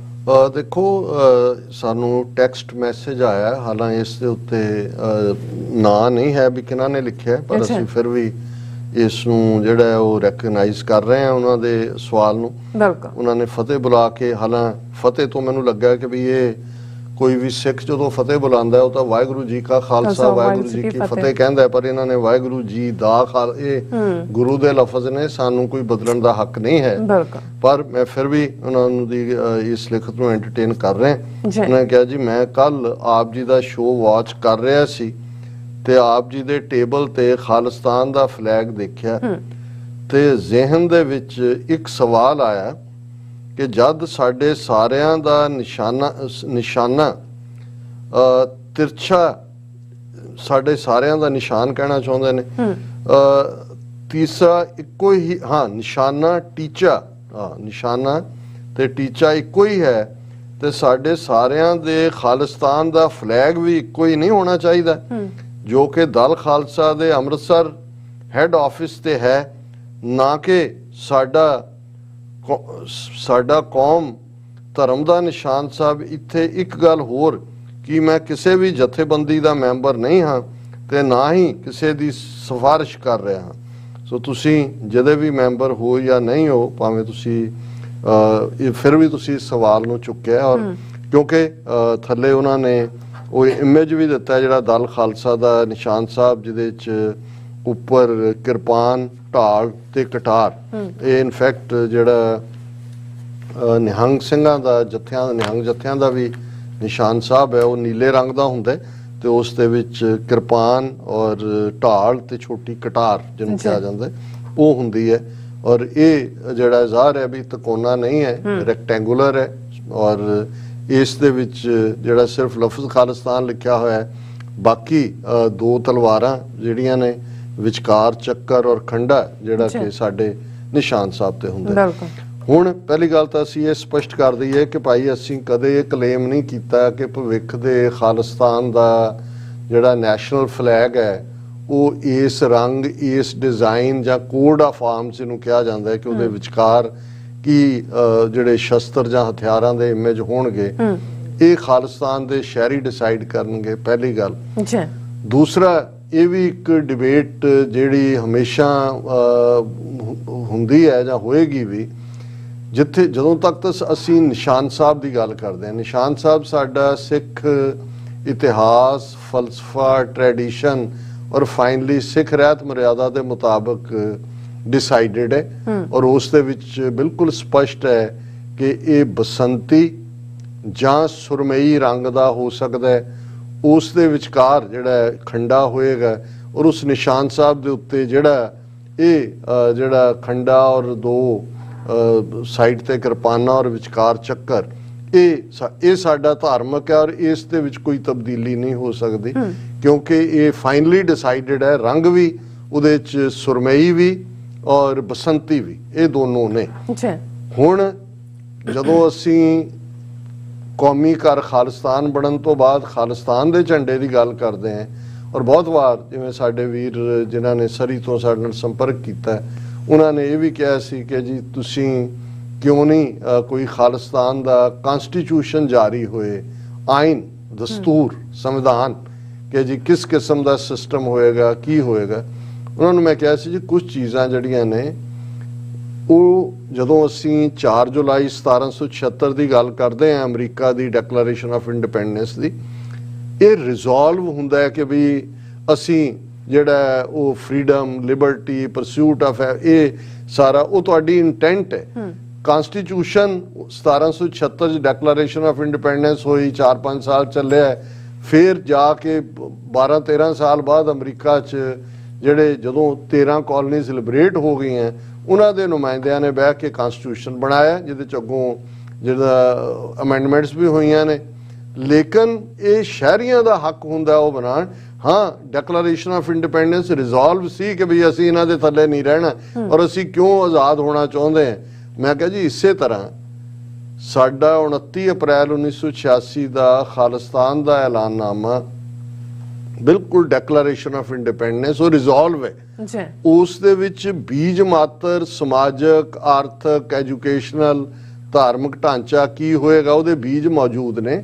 ਖਾਲਿਸਤਾਨ ਆਜ਼ਾਦ ਹੋਣ ਤੋਂ ਬਾਅਦ ਖਾਲਿਸਤਾਨ ਦੇ ਸ਼ਹਿਰੀ ਆਪਣੀ ਕਾਂਸਟੀਟਿਊਐਂਟ ਅਸੈਂਬਲੀ ਬਣਾ ਕੇ ਜਿਸ ਕਿਸਮ ਦਾ ਵੀ ਸਿਸਟਮ, ਉਸ ਦੇ ਵਿੱਚ ਸਟੇਟ ਅਫੇਅਰਸ 'ਚ ਖਾਲਸਾ ਪੰਥ, ਅਕਾਲ ਤਖਤ ਸਾਹਿਬ, ਉਹਨਾਂ ਸਾਰਿਆਂ ਦਾ ਕੀ ਰੋਲ ਹੋਏਗਾ, ਸਟੇਟ ਕਿਵੇਂ ਗਵਰਨ ਹੋਏਗੀ, ਉਹ ਫੁੱਲੀ ਡੈਮੋਕ੍ਰੇਸੀ ਇਹਨਾਂ ਦੇ ਸਟਾਈਲ ਦੀ ਹੈ ਜਾਂ ਭਾਰਤ ਦੇ ਵਾਂਗੂ ਵੱਡ ਗਿਣਤੀ ਦੇ ਨਾਂ ਥੱਲੇ ਉਸ ਕਿਸਮ ਦੀ ਡਿਕਟੇਟਰਸ਼ਿਪ ਜਾਂ ਦੂਸਰਾ, ਇਹ ਸ਼ਹਿਰੀ ਡਿਸਾਈਡ ਕਰਦੇ ਹੁੰਦੇ ਨੇ। ਇਸੇ ਤਰੀਕੇ ਨਾਲ ਇੱਕ ਸਰਟਨਲੀ ਡਿਬੇਟ ਦਾ ਵਿਸ਼ਾ ਹੋਏਗਾ ਕਿ ਕੀ ਅਸੀਂ ਆਪਣੇ ਧਾਰਮਿਕ ਝੰਡੇ ਨੂੰ ਜਿਹੜਾ ਸਾਡੀ ਸੋਵਰਨਿਟੀ ਦਾ ਪ੍ਰਤੀਕ ਹੈ, ਇਸ ਲਈ ਜਦੋਂ ਅਸੀਂ ਕਹਿੰਦੇ ਹਾਂ ਜੀ ਦਿੱਲੀ ਦੇ ਲਾਲ ਕਿਲੇ ਤੇ ਕੇਸਰੀ ਚਲਾ ਦਿੱਤਾ ਹੈ ਜਾਂ ਫਲਾਂ, ਉਹ ਸਾਡੀ ਰਿਪਰੈਜ਼ੈਂਟੇਸ਼ਨ ਦਿੰਦਾ ਹੈ ਸਾਡੇ ਸੋਵਰਨ ਰਾਈਟਸ ਦੀ।